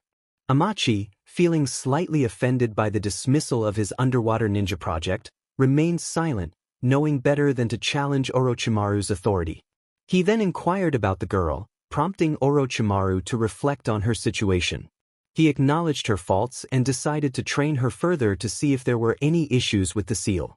If she proved interesting, he would keep her, otherwise, he would discard her without concern. Amachi's excitement grew at the thought of dissecting her if she were discarded, and he hurried to prepare his tools, eager for the opportunity. 2 months later, on the outskirts of Konoha, Naruto's right hand curled into a fist as he executed a kick, only to have Ibiki intercept it with his knee. The impact threw Naruto off balance, allowing Ibiki to land a painful elbow strike. However, Naruto quickly recovered, grabbing Ibiki's arm and twisting to use his momentum against him, landing an elbow strike to Ibiki's stomach before stomping on his foot, causing the older boy to wince in pain. Ibiki raised his hands in defeat, moving back while catching his breath, astonished at Naruto's improvement in taijutsu over the past 2 months. Naruto slowly opened his eyes, groaning as he felt a dull pain at the back of his head and a gut-wrenching sensation that something terrible was about to happen. He couldn't pinpoint what had gone wrong, but when Fugaku had called for his son, he had inadvertently pushed the boy toward him. In hindsight, he realized the Umbu might have interpreted that as a threat. He had never been fond of the Umbu, who were always silent around him, except for Kakashi, who had gone to great lengths to be his sole protector after several attempts on his life. As he focused on his surroundings, he noticed the walls were dark, but light flickered from torches outside the cell. Hiruzen, the former Hokage, sat nearby, expressing concern for Naruto's well-being. Naruto acknowledged him, trying to suppress the nausea rising in his throat. He admitted to feeling dizzy, and Hiruzen encouraged him to call him Gigi as always, promising to have him checked once they were out of the cell. Hiruzen frowned, wondering why Naruto wasn't asking about his treatment or if he knew anything about Orochimaru. He shook his head, deciding it was best to directly ask the boy if he understood why he had been taken into custody. Naruto meekly nodded in response, prompting Hiruzen to inquire further about what he knew.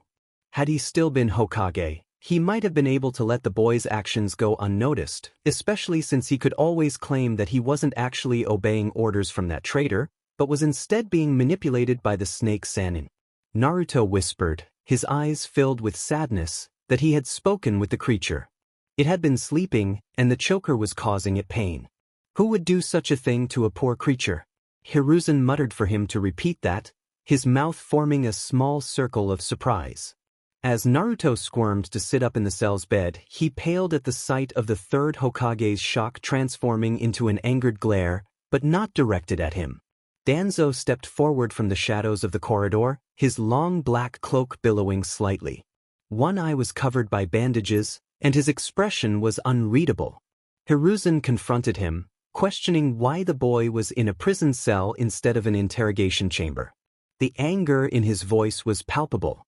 Danzo replied in a monotone voice, sliding open the cell's barred door and stepping aside to allow them to exit. Hiruzen stated that he was ensuring someone dear to him would not be harmed by his pupil's actions. He paused for a moment, then shook his head and resumed walking, gesturing for Naruto to follow. As they walked through the prison corridor, Danzo casually positioned himself on the other side of Naruto. The tension in the air was thick, and the other shinobi in their cells remained silent, feeling the oppressive atmosphere that made them uneasy. Naruto, caught between the light and darkness of the shinobi world, was in the presence of the kami of shinobis, the third Hokage, and the yami of shinobis, Danzo Shimura, leader of Root. If he had understood the significance of this moment, he might have felt something other than the numbness in his soul. This brief walk, lasting only 3 or 4 minutes, would mark a turning point in his life. In perfect silence, the 2 elder men stopped upon reaching the interrogation room. Inside, the stark white walls contained 4 chairs. Hiruzen beckoned Naruto to sit beside him, while Danzo took the seat directly across from his old teammate. Minato Namikaze entered the room, adding to the already tense atmosphere as he took the remaining seat. Hiruzen addressed Naruto, stating that he was being questioned regarding the betrayal of his former sensei, Orochimaru of the Sannin. Naruto's expression shifted to one of confusion and shock. If Orochimaru had betrayed the village, what about Anko? He immediately asked if Anko was alright, prompting Hiruzen to smile at the boy's concern for his teammate. However, Minato's icy blue eyes narrowed with anger, and he snapped at Naruto, reminding him that he was the one asking questions. The boy flinched and lowered his head, muttering a polite apology he had learned from ancient texts. Meanwhile, Anko was in a different situation. And Drip was delivering painkillers through a small tube into her arm, which was encased in a white cast. She was unsure of what to think. Did she truly say those hurtful things to the boy? Her neck no longer hurt, thanks to a cold pack that had been applied. In that moment, Anko dreaded hearing Naruto's voice. Had she really thrown him against a wall? Had her snakes bitten him repeatedly? Did she use poisonous snakes on an 8-year-old? Anko-san, the blonde boy said, his blue eyes filled with concern rather than accusation. She felt a whirlwind of emotions. He should have looked at her with anger. She would have understood that. She had essentially played a dangerous game with him. Had circumstances been different, she might have seriously injured him. This was wrong. He should have expressed his feelings more forcefully, not just referred to her as Mitarashi-san. He asked if she was all right, his tone gentle, but the purple-haired Kunoichi averted her gaze, muttering something softly. She whispered that she was fine, but the blonde boy didn't press the issue and instead asked her something else. He apologized, saying he didn't want to offend her in any way. Anko, slightly annoyed, told him to be quiet and let her speak. The startled expression on his face prompted her to take a deep breath before she began. She explained that she hadn't meant what she said. Although she had thought those things, she didn't truly want to express them. As she struggled to find the right words, she ran her hands through her hair in frustration. She admitted that she was sorry and understood if he no longer wanted to be friends. Naruto's eyes sparkled with hope as he responded that they were friends. Anko felt her cheeks warm. She was taken aback by the sincerity in his eyes. She held her breath for a moment before finishing her thought, saying that if he still wanted to be friends, she would like that. His smile felt like a ray of light breaking through her darkness, leaving her momentarily speechless. She wondered why he would go so far for her, especially since she didn't consider herself much of a friend to him. As soon as she voiced her thoughts, she noticed his eyes glisten with emotion. He shared that he understood the pain of being alone and abandoned, and he couldn't bear to see anyone else suffer like he had. Just then, his gaze shifted to a woman who had entered the room, a small smile appearing on his face as he recognized her. Tsunade, with a stern expression, informed Anko that she could leave whenever she wanted. However, due to Anko's actions, Naruto would need to stay hospitalized for the next few weeks. Anko's face fell at this news, which Tsunade noticed but chose not to address, still feeling anger toward the Kunoichi. Tsunade instructed Naruto to rest and to let her know if he felt any pain. He shook his head and bit his lip, a worried expression crossing his face. When he called her cousin, Tsunade felt a surge of maternal instinct and had to suppress a giggle. He asked her not to be angry at Anko, explaining that she wasn't herself when she acted out. Tsunade sighed and turned her gaze to Anko, crossing her arms. Anko felt uneasy under the legendary Sannin's scrutiny. Tsunade's expression softened slightly as she acknowledged Naruto's insistence, saying she would forgive Anko for her actions this time. However, her tone turned serious as she warned Anko that if anything like that happened again, she would take matters into her own hands. Naruto, confused, asked what "smeared remains" meant, prompting Tsunade to chuckle and say it was nothing he needed to know. She then offered to get them breakfast, claiming they must be starving, and left the room. As she exited, she spotted Jiraiya standing in the doorway, a mischievous smile on his face. Tsunade's expression shifted to anger as she confronted him. He tried to back away, but she swiftly punched him, causing him to vanish in a puff of smoke. Just then, another Jiraiya entered through the window, sighing in relief. Tsunade remarked that at least he had given up his worst habit of peeking at hot springs, but she was still upset that he had taken Naruto without permission and allowed him to get hurt again. Naruto, concerned, asked Jiraiya if he was angry at Anko. His question made Anko flinch, realizing that not only had she upset her friend, but he was now trying to ensure that both Sannins were not angry with her. She was certain that if he had been the vengeful type, she would have been in serious trouble. As the Sannin spoke, he pointed to the seal on the girl's neck and suggested that Orochimaru must have been experimenting. He needed to know what Naruto had done. When Jiraiya turned his gaze to the blonde boy, Naruto raised an eyebrow in confusion. He wondered if he had done something wrong. Anko, trying to lighten the mood with a smile, explained that just as she was about to take action against him, she had been stopped by a blue claw and found herself face to face with a blue-furred fox. The last thing she remembered was waking up with Naruto asking if she was alright. Jiraiya sighed, realizing it must have been the Kyuubi. He noted that the seal was unfamiliar to him and expressed curiosity about how it worked. Naruto gasped, worried about what the fox had done to Anko, but she reassured him with a grin, saying it was just a cool blue tattoo and that her shoulder no longer hurt. Jiraiya speculated that the seal might be on par with the evil sealing method, but it seemed stronger or older, tapping into both the user's willpower and chakra as a failsafe.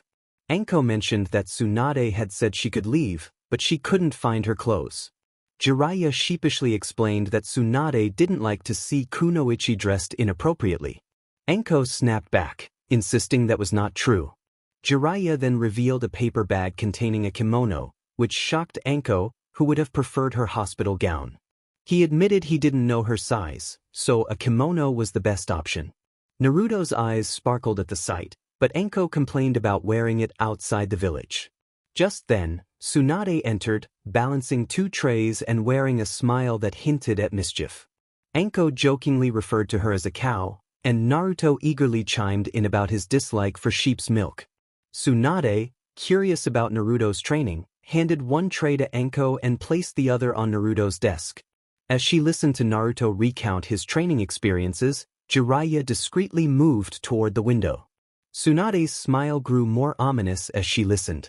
After a moment of silence, Tsunade warned Naruto to come to her if Jiraiya ever put him in danger again. He nodded, his cuteness melting her heart. She thought about how unfair it was to leave such a sweet boy out in the cold. Then she turned her attention to Anko, who needed help getting dressed. A thin paper wall was placed to protect Naruto from any inappropriate images. As he rested his head on the pillow, he grabbed a piece of toasted bread from the desk, feeling that things were going well. In another part of the world, the Yami of the shinobi was furious, a force as relentless as the waters of the land of the sea. Still, his emotionless mask never faltered, with the only sign of his fury being his twitching lips as he sipped genmeika, rice brown tea, and stared straight ahead, narrowing his only eye at Hiruzen. Both were seated comfortably in the Sarutobi compound's living room, warm tea in front of them. To an observer, it would have appeared that the two were enjoying tea like two old men reminiscing about their past, sharing fond memories, including tales of war. However, to a keen observer, the two were engaged in a slow and tense battle of wills, one seeking to obtain something while the other aimed to refute claims of knowledge, all while surrounded by warm tea and biscuits. Danzo emphasized that since Naruto Uzumaki was no more, the contract was void. He expressed his frustration at being held responsible for not keeping Naruto in check and allowing him to be kidnapped by Hiruzen's student.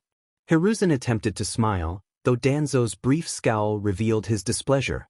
Danzo continued, explaining that not only was he held accountable by the Hokage, which forced him to disband Root as a show of remorse, but the Hyuga family also spurned both him and the boy, while Hiruzen's choice of Hokage walked away unscathed. Hiruzen coughed slightly, likely due to the tea going down the wrong way. Danzo noted that it was unbecoming of the kami of shinobis to show such emotions, but he admitted that the yellow flash showed promise to become a great Hokage. Hiruzen struggled to believe what he was hearing, especially coming from Danzo.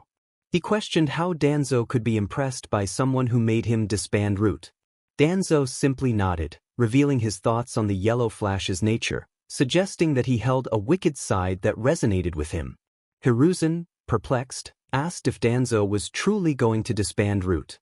Danzo replied that if the Hokage ordered something beneficial for the village, he would naturally obey. Hiruzen sighed, chuckling that he was getting too old for this. He expressed his belief that new generations were meant to surpass the older ones and hoped the next Hokage would understand the weight of their responsibilities. Danzo briefly showed perplexity at Hiruzen's strange statement, pondering who Hiruzen hoped would understand. He suggested that Hiruzen seemed to know who would be the next Hokage and questioned if he regretted placing the Namake's boy in that position. Hiruzen smiled sadly, stating that he didn't believe anyone would have such a self-sacrificing nature as to make their own son a Jinchuriki, emphasizing that such a nature was essential for a Hokage. As Hiruzen took another sip of tea, he winced slightly when Danzo stood up. Danzo expressed surprise that Hiruzen hadn't realized the boy wasn't a Jinchuriki, implying he believed Hiruzen knew more than he let on. He noted that Hiruzen was taken aback when the boy revealed he harbored the QB and had spoken to it. Hiruzen's jaw tensed, and Danzo made a slight bow of his head before leaving, warning that secrets are best kept in darkness, and he was the darkness. As Danzo departed, Hiruzen sighed deeply, glancing at a picture of himself with his team, the frame positioned on a nearby desk. A young blonde girl, Tsunade Senju, had returned to town, having adopted Naruto and treating him like a doting mother, finally lifting the cloud of sadness and grief over the loss of Nawaki and Dan. Orochimaru, with his pale skin and black hair, wore a broad grin, his golden eyes reflecting innocence and curiosity. Next to him stood Jiraiya, his spiky white hair reminiscent of his future student, Minato. Hiruzen whispered to the picture frame, questioning what his student had done, though it was unclear to whom he was truly speaking. 2.5 years later, the weather was cloudy, with thick clouds threatening rain and a strong autumn wind sweeping through the field, stirring up dust. A silver-haired Jounin struggled to keep his orange book steady as the wind tugged at his hair. Kakashi Hatake addressed his 3 students, noting that with their last C-rank mission, they would be able to enter the Chunin exams held in Konoha. He felt that C-rank missions had become too easy for them. He reflected on the bond within his team, one he would work with until the end. The Uchiha and Senju worked together flawlessly, their synergy bordering on symbiosis.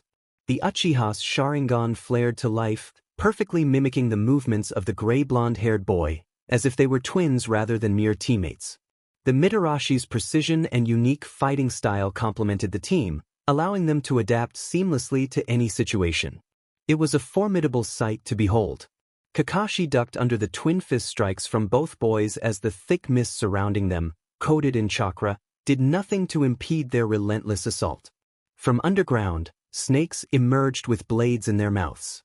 As the copycat ninja rolled to the left, Itachi swiftly performed the hand signs for a familiar technique. Flames shot forward in small volleys, forcing the silver-haired Jounin to gasp. Instead of simply sidestepping, he had to dash away, as more snakes with blades appeared in his path.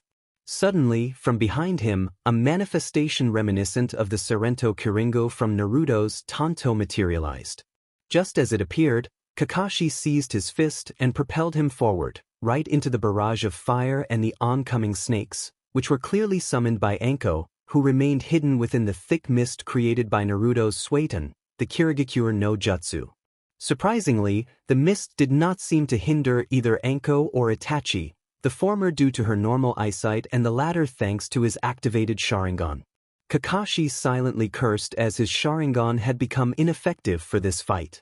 Fortunately for Naruto, the flames and snakes ceased their assault when he was slammed to the ground but was quickly lifted back up by Itachi's hand. In the dense mist, Kakashi could barely hear whispers. He knew this had gone on long enough. If they had brought out the heavy hitters, he would have needed to go all out, and he did not want to use Chidori on his Genin team. He expressed his frustration, asking them to avoid trying to harm him, as he still had mission details to share. Just then, the thick mist dissipated, revealing Anko Mitarashi, clad in a trench coat over a fishnet shirt, which was partially covered with dark clothing around her chest. She wore a long dark brown skirt, knee-high white socks, and heeled shoes. Kakashi couldn't help but blurt out a question about her choice of socks, prompting a chuckle from Itachi.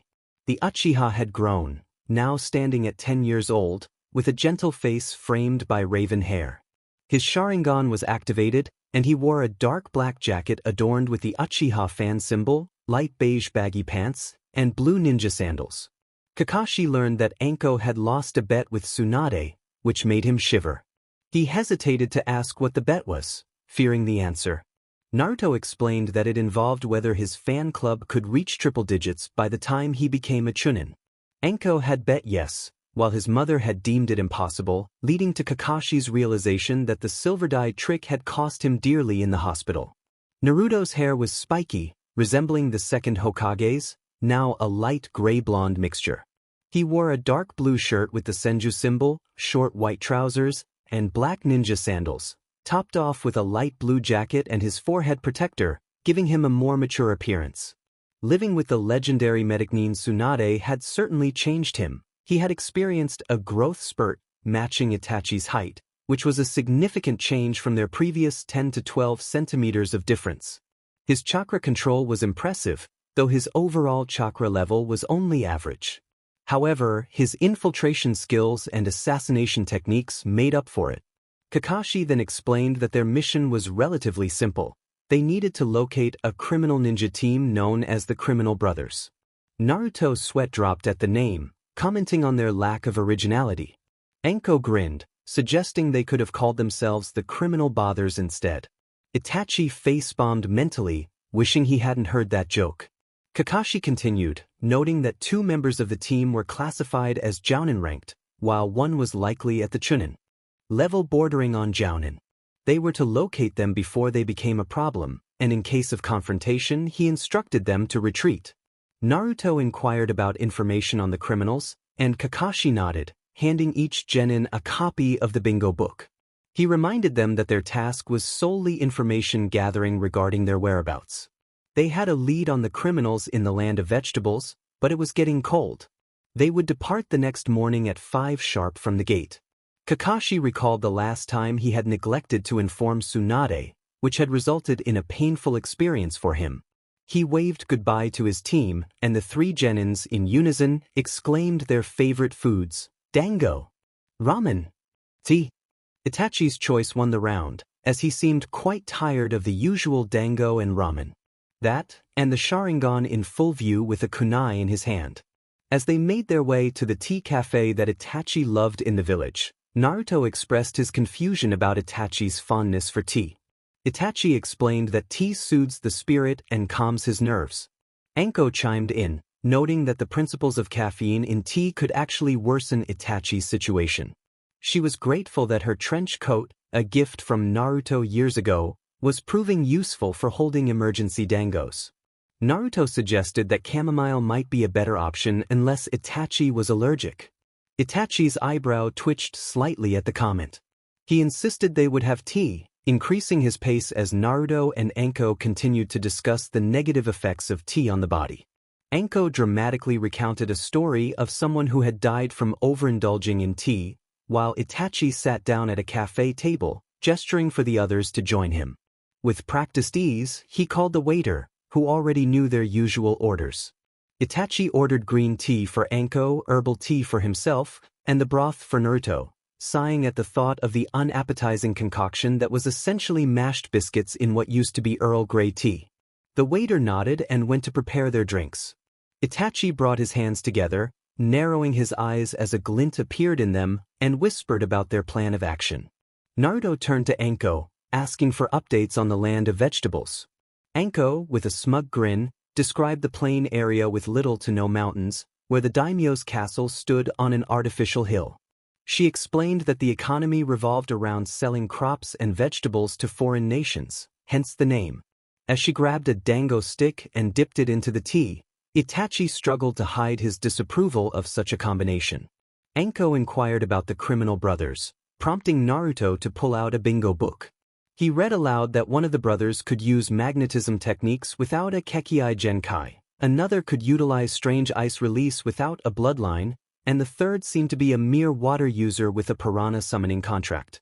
Itachi sighed at Naruto's puzzled expression, asking if he had ever eaten a piranha. Naruto admitted he hadn't, pondering if he could eat one, which caused both Itachi and Enko to sweat drop as he gulped down the broth. Enko joked that the piranhas would likely escape rather than end up in Naruto's mouth, earning a tick mark on Itachi's forehead. Naruto then asked about Sasuke, and Itachi's forehead met the table in exasperation. He explained that Sasuke was constantly calling for him, making it difficult to find peace at home. Naruto suggested a method his mother used with Shizen, demonstrating a playful punch motion that accidentally sent Itachi sprawling backward. After Itachi recovered, he considered trying the technique, joking that if it worked, he would have Naruto confess his feelings to the girl at the ramen stall. Naruto was bewildered by the suggestion, while Anko teased that they were too young for love affairs. Itachi claimed to have seen how Naruto looked at her, adding humorously that he had to help him work around certain jutsu. As they discussed their plans for the afternoon, Anko pointed out that Kakashi had given them free time. However, both Anko and Itachi quickly dismissed Naruto's suggestion to do a D-rank mission, expressing their reluctance to clean dog kennels, especially with a potentially dangerous C-rank mission ahead. Naruto pouted adorably, but Itachi remained unfazed. Anko, feeling the pressure, suggested they could do a D-rank mission that didn't involve unpleasant tasks, attributing her change of heart to her hormones. He was just too cute. Itachi rolled his eyes before turning his gaze toward Naruto, feeling a slight tension in the air. This was enough to make Naruto tense up as well, the hair on the back of his neck standing on end. He quickly ducked to the side, using his right hand to catch a fist thrown at him by a boy with long, flowing brown hair.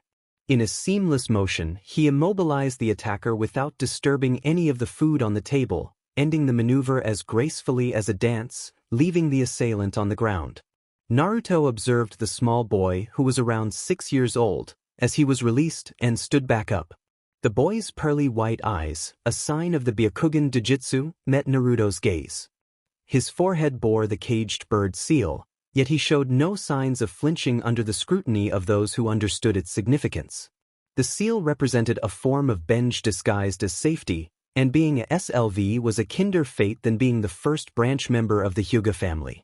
SLV only had iron shackles to break, but a seal that inflicted pain, with knowledge hidden behind guarded walls, was far more insidious.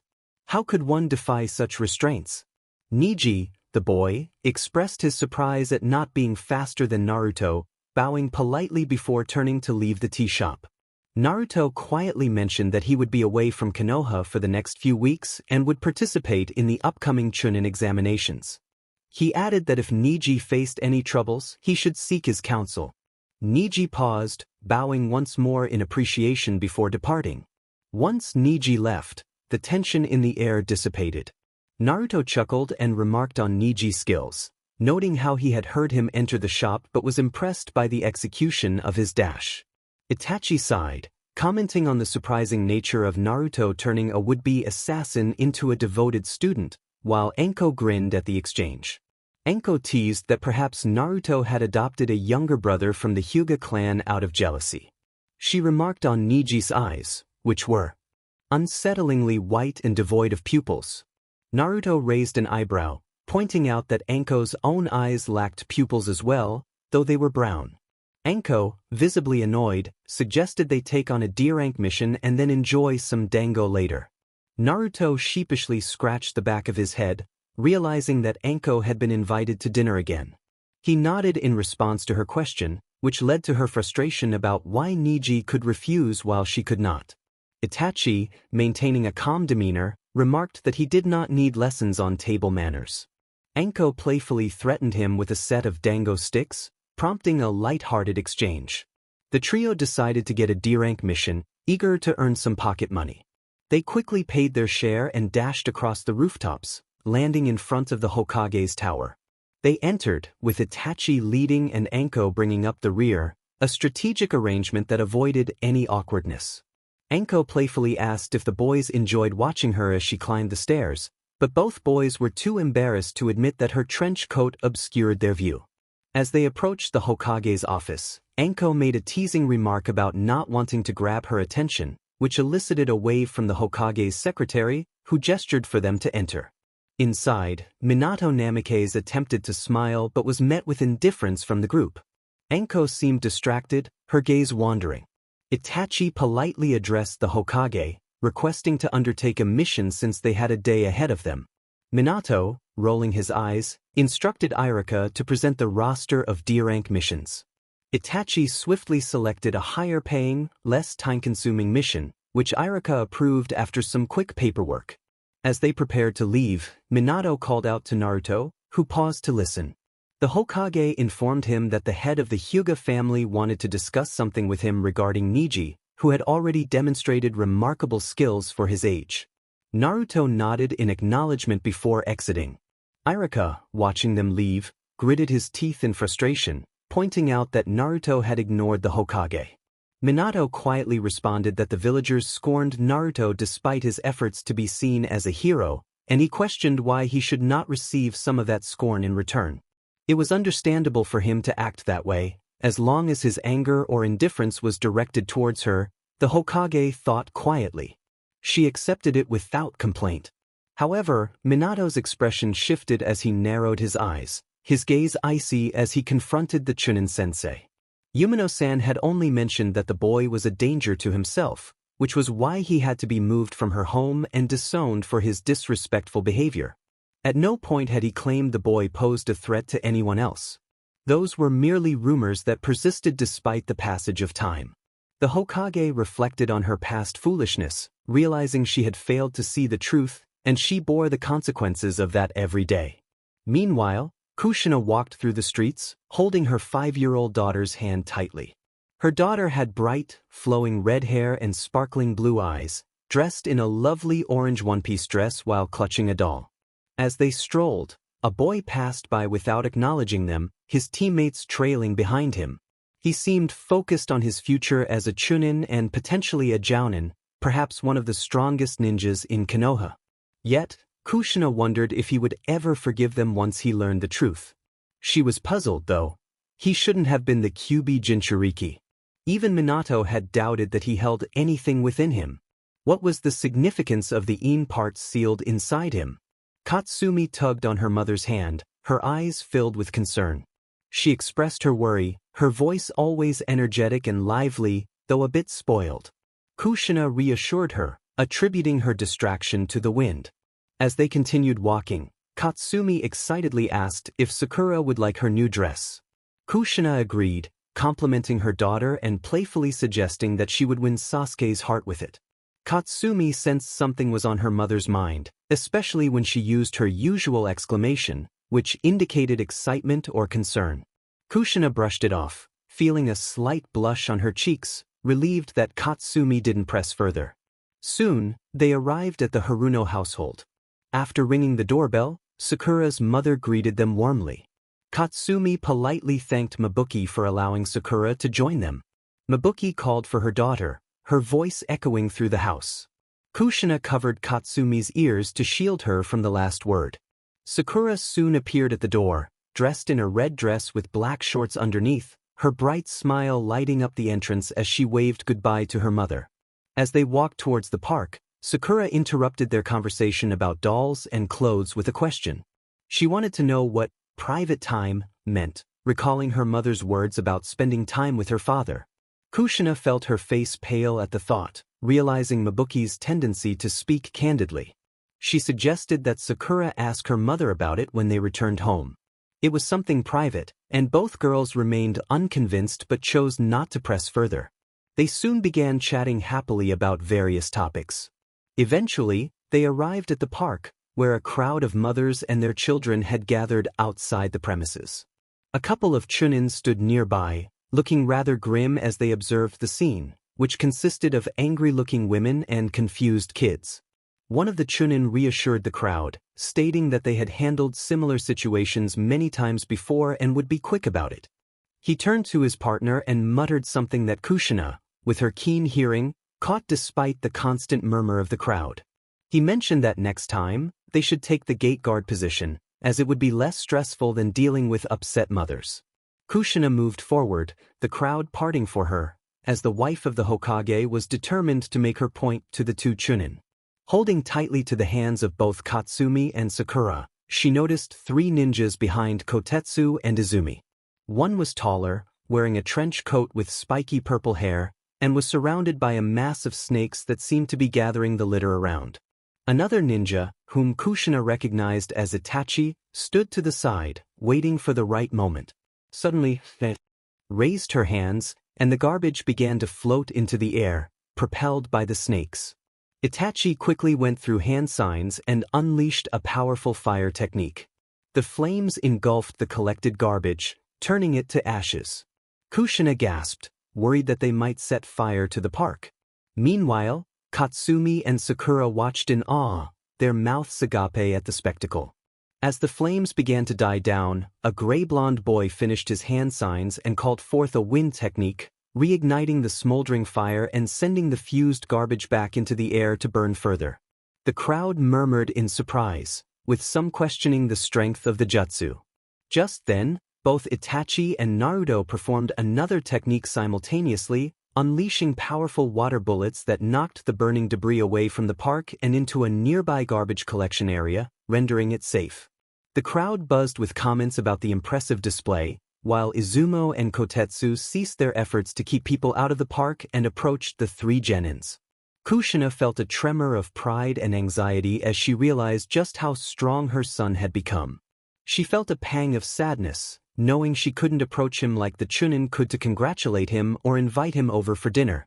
Tsunade was likely proud of him, enjoying their time together, while Kushina felt left out. As she stood there, she noticed that Katsumi and Sakura had dashed toward the three ninjas. She gasped and tried to catch up, fearing they might cause trouble. By the time she reached them, Katsumi and Sakura were already exclaiming their admiration for Naruto's abilities. The gray-blonde boy looked at the two 5-year-olds with a puzzled expression, while Enko chuckled and Itachi sighed. Naruto responded in a monotone voice, stating that it was just work and the fastest way to handle the situation. His gaze turned icy as he noticed Kushina approaching from behind the girls. She felt embarrassed, hoping he wouldn't say anything that would draw attention to her. Sakura, turning to Enko, innocently asked what one needed to do to have abilities like that. Enko flashed a mischievous smile, but before she could respond, Kushina interrupted, reminding Sakura that it wasn't an appropriate question. Enko, undeterred, continued, saying that one needed to drink a lot of milk, but she stopped short when she noticed Kushina's stern expression. The red-haired woman had moved her hand toward her side, where her katana rested. Sakura, still curious, looked up at Enko, who simply shrugged and said that was all she had to share before playfully warning the girls to let Itachi be, as he was being bombarded with questions from Katsumi about Sasuke. Enko playfully grabbed Itachi by the neck, guiding him away from the persistent questions. She turned to leave, realizing that Naruto had already turned his back to the girls and was moving away. Shaking her head, she followed him. Katsumi pouted, feeling slighted by their abrupt departure, while Kushina wore an apologetic expression, assuring her daughter that the ninjas must have had important matters to attend to. The life of a shinobi is one filled with responsibility. As soon as she said that, Sakura exclaimed with enthusiasm about the cool jutsus. Kushina sighed and took a seat on a bench, watching the two young girls play. Soon, they were joined by other kids, including a blonde-haired girl from the Yamanaka clan and a couple of others.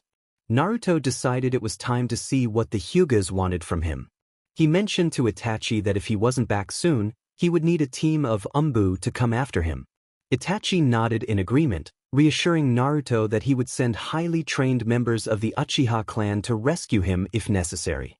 Enko, overhearing their conversation, teased Itachi about his serious tone when making wild statements, which made the two boys shrug in response. Naruto assured them he would be careful and approached the Hyuga guards outside the gates. The two white-eyed men regarded him with a stoic expression. He acknowledged that Hayashi was waiting for him and, after a nod from one of the guards, he was allowed inside. As he entered the compound, Naruto noticed the stark difference in treatment between the main family and the branch family. His training with Niji had shown him how the main family regarded him with disdain, while the branch family, though stern, seemed to harbor no ill will towards him. The main family viewed him as a potential scapegoat in their dealings with the Kumogakure ninjas, while the branch family had their own grievances against the main family. They secretly cheered for Naruto, especially since he had taken Niji under his wing, a member of the branch family who was often overlooked. Naruto reached the training grounds where Hayashi stood calmly, observing a 5-year-old girl with white pearly eyes and short dark blue hair as she practiced punches on a wooden block. She wore a black karate-like kimono, and an older Hyuga watched her training with a serious demeanor. Hayashi remained seated, and Naruto, puzzled, waited for a response. He mentally planned his escape route, considering how he could dash towards the wooden block, leap to a nearby tree, and then jump over the compound walls to freedom. After a moment, Hayashi addressed Naruto, noting that he had been seen frequently in the company of his deceased brother's son. Naruto looked up at the sky, which was growing darker by the second, and recalled the day a year prior when he had first met Neji. It was going to rain, and Naruto could sense the water in the air, a skill enhanced by his Suiton affinity. He had anticipated the downpour, but he was determined to avoid sleeping in a leaky apartment or on the streets. Now, he had a room, a bed, and a sense of security as Naruto Senju, son of Tsunade Senju. He smiled at the thought of training with the wind element before heading home, knowing that his mother, a medic, would be concerned about him getting wet. His mother had a keen eye for ailments, and her apprentice, Shizen, was also quite attentive, perhaps a bit too much so. Standing in the Senju compound garden, Naruto noticed that despite Tsunade's absence from Konoha, the garden remained in decent shape, thanks to the third Hokage's efforts to keep it maintained through missions assigned to Genin. Naruto was well aware of the situation, having completed many D-rank missions alongside Anko and Itachi, while Orochimaru-sensei observed them with disdain, occasionally offering training advice too. At that moment, he stood confidently on the surface of the pond, his feet gliding over the water as if it were solid ground. Suddenly, he dodged an attack from a boy dressed in white, who appeared to be no older than 5. The attack came silently, yet it was impactful, as the boy's movement disturbed the water's surface, catching Naruto off guard. However, he managed to evade just in time. The boy, panting heavily, found himself struggling against the water, which was actually a training device designed to increase resistance against anyone attempting to move through it. Naruto observed the boy, who was now nearly submerged, and noted, "This is a training tool, not a trap." He settled down on the water's surface, crossing his legs. The boy, with cold white eyes, gasped, "Kill me then. I failed, and I'll be punished for attacking you anyway. Anything is better than living like this." Naruto, rising to his feet, moved closer to the boy. Neji, the boy's name, stood his ground, realizing he was facing a Jinchuriki. He reflected on how foolish it had been to attack Naruto in a desperate attempt to avenge his father. Yet, he was determined to face his fate with honor, locking his serious gaze onto Naruto as he was suddenly lifted by the neck and flung out of the pond. "Really? I've got better things to do than kill you. What's your name, and why are you so eager to end my life?" Naruto asked, crossing his arms as he stood before the boy. Neji's anger flared as he declared, "You're the reason my father died. If you hadn't stopped those Kumo ninjas, he wouldn't have been sacrificed." Naruto's expression turned puzzled as he processed the boy's words. "Your father? Wait, you're Hisashi's son," he realized, recalling the events that led to Hisashi's demise. Both branch family members had falsely claimed Hisashi was with them when they attacked the Kumogakure ambassador, resulting in Hisashi's death instead of Hayashi's. Naruto sighed, feeling the weight of the situation. "Yes. He died because you hid like a coward from your fate." Neji accused, his anger palpable. Naruto scratched the back of his head and let out a heavy sigh. "Listen, how about I share a secret with you?" he proposed. "Tell me what you want." "You're going to kill me anyway, so it won't matter," Neji replied, but Naruto surprised him by extending a hand to help him up. "I think the one who hid from his fate was Hayashi. You are hiding from the truth. You fear it, and that won't help you in life. How about I lend you a hand?" Neji narrowed his gaze, bewildered by Naruto's unexpected kindness. He had just attempted to harm him, yet Naruto remained unfazed. "Why would you help me? My fate was to be born in the branch family. What could I possibly learn from someone like you?" he challenged. Naruto chuckled, recognizing Neji's interest despite his harsh words. "So you are interested in learning? You revealed that when you asked," he said, kneeling before Neji, their eyes locking. "When I was your age, I faced something similar. You lost your father? I lost my family and my place in the world. I became a jailer for the Kyuubi, but I didn't lash out at the Hokage or Konoha. I found the courage to carve my own path. I am seeking the truth, and I will stop at nothing to achieve it. That is my ninja way. I see myself in you, and despite our age difference, I have much to teach you. So, what do you say?" Neji, the boy murmured, introducing himself. My name is Niji, sensei. Naruto reflected on the teachings he had absorbed from the Shodai's library in the Senju compound, particularly the idea of believing in his comrades so they would believe in him in return. This was the path to becoming Hokage. He recognized the desperation in Niji's actions, a boy resorting to extreme measures to find his place in the world. Hayashi observed the scene, noting that despite Niji's youth, he had been labeled a prodigy by the branch family. He glanced at his daughter before addressing Naruto. If I were to ask you to stop teaching him, what would you say? Naruto replied, you can't monitor him every hour of the day. Killing him would be a waste for the Hyuga clan and would likely provoke the Senju clan, especially me. If you truly plan to harm me, trust me when I say my mother would have quite a few words for you. Hayashi's jaw tightened. Just because you're a Senju now doesn't mean you can speak to a clan head without respect, brat. Naruto shook his head. This is a shinobi of Konohagakure speaking to someone who is wasting his time. Clans don't matter when the Hokage calls for me. So, Hyuga-san, what did you want? If it's nothing, Naruto decided to take his leave right then. Hayashi observed him, noting that the boy was not easily intimidated. Naruto shrugged, mentioning that he had received his fair share of death threats and had already taken lives, concluding that words could not kill, only steel or fists could. Hayashi nodded slightly in acknowledgement. Well said, he thought, deciding to allow Naruto to train Niji openly from that point on. However, there was a condition. The training would take place in the Hyuga compound, no longer at night or during the academy's recess hours. Naruto sighed at this stipulation, realizing that Mizuki had likely revealed their activities. He contemplated having a word with that Chunin soon. Hayashi noted that Naruto did not seem surprised by his leniency. Naruto simply remarked that he knew Hayashi was not foolish. He explained that branch family members typically became ninjas and were sent out on more dangerous missions, thus requiring better training. However, he understood that Hayashi could not go against the elders' decisions regarding the strongest members of the main and branch families. Hayashi wanted to observe how Naruto trained Niji and whether he would use anything he learned from Niji's Juken style against the clan. Naruto shrugged, and Hayashi nodded in response. Naruto could have kept silent about his understanding of Hayashi's intentions, leaving the elder in doubt. Instead, he smiled, expressing his disdain for secrets and lies.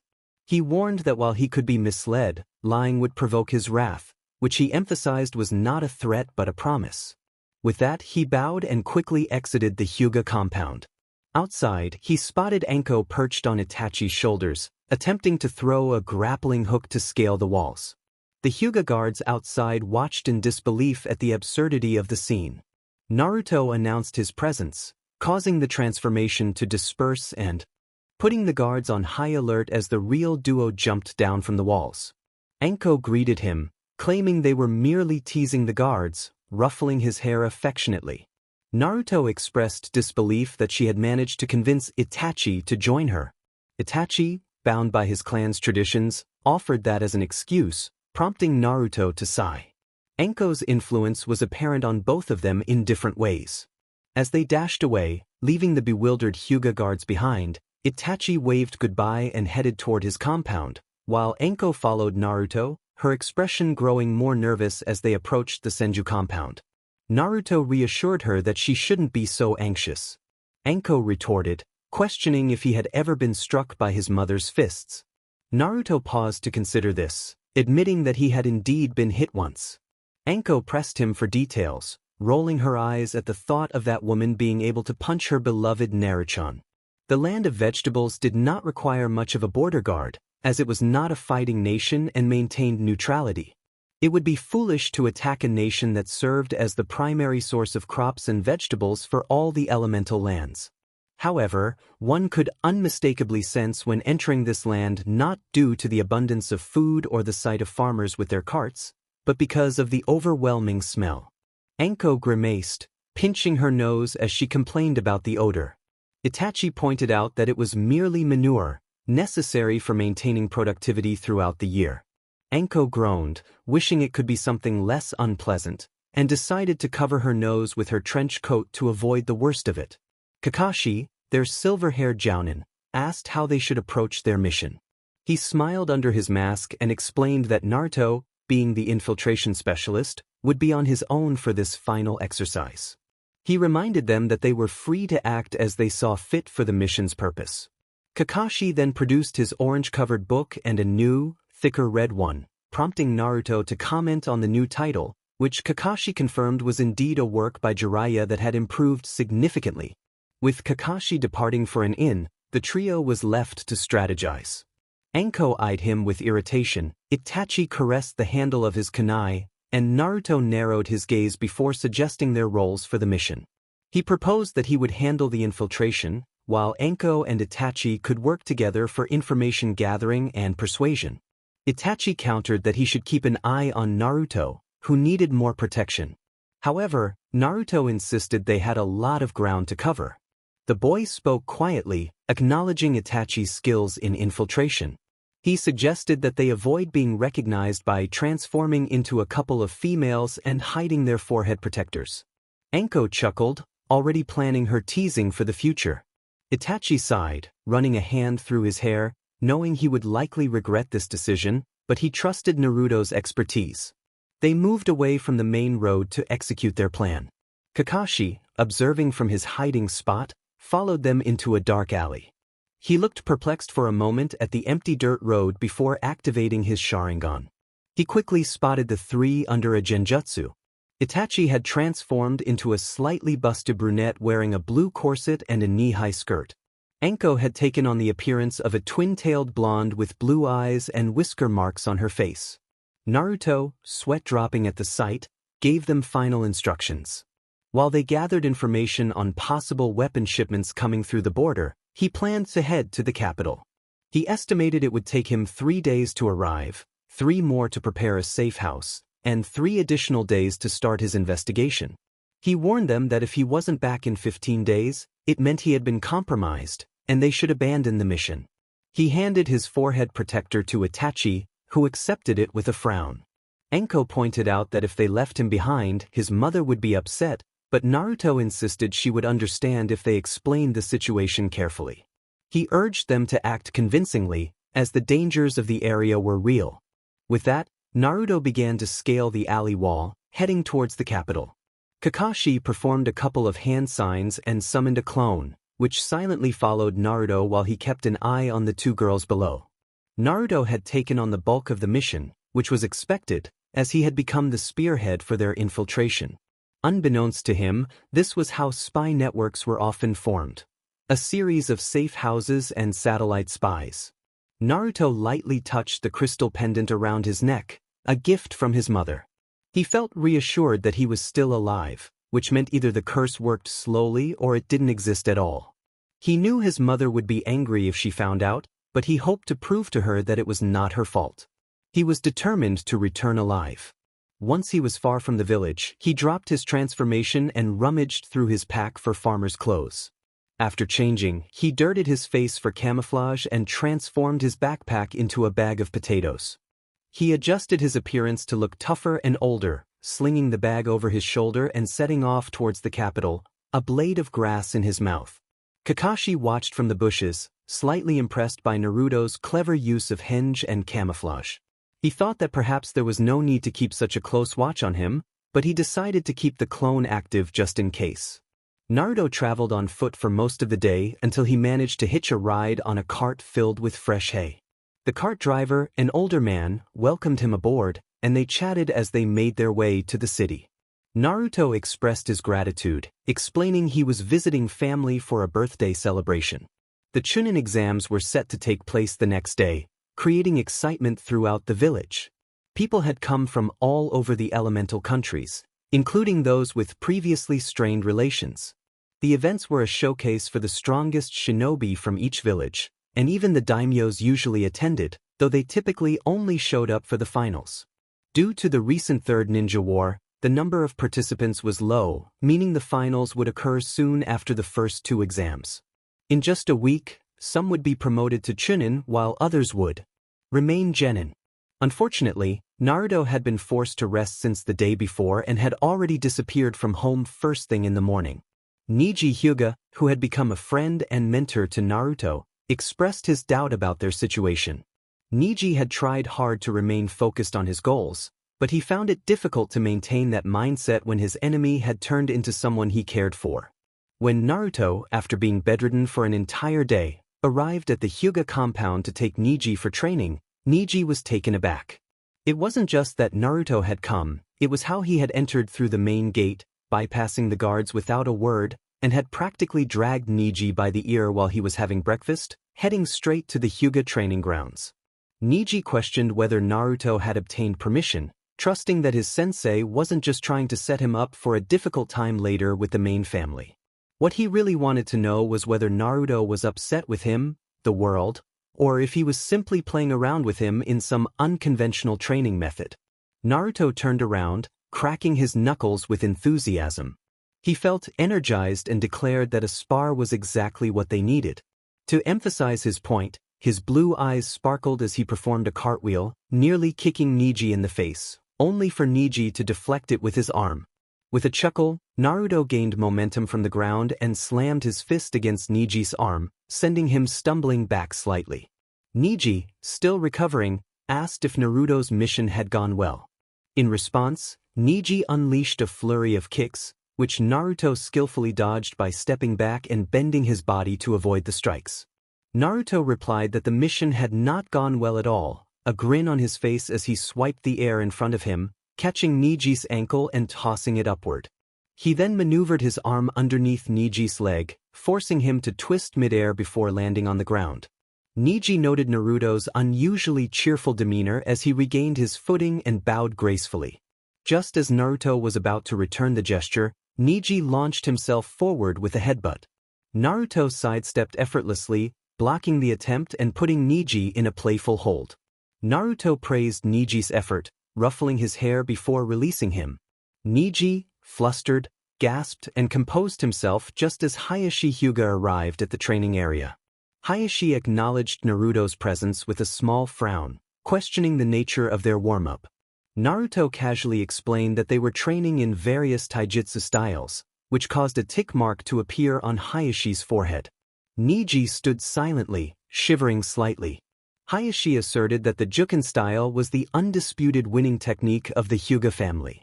Naruto scratched the back of his head and replied that he didn't know how to break it to Hayashi, but that wasn't entirely true.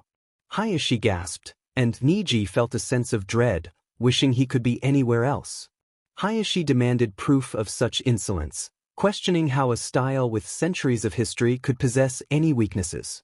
Naruto hesitated before revealing that the newly trained Hyugas always initiated their attacks with their right arm. Hayashi paused, realizing that every style had its patterns.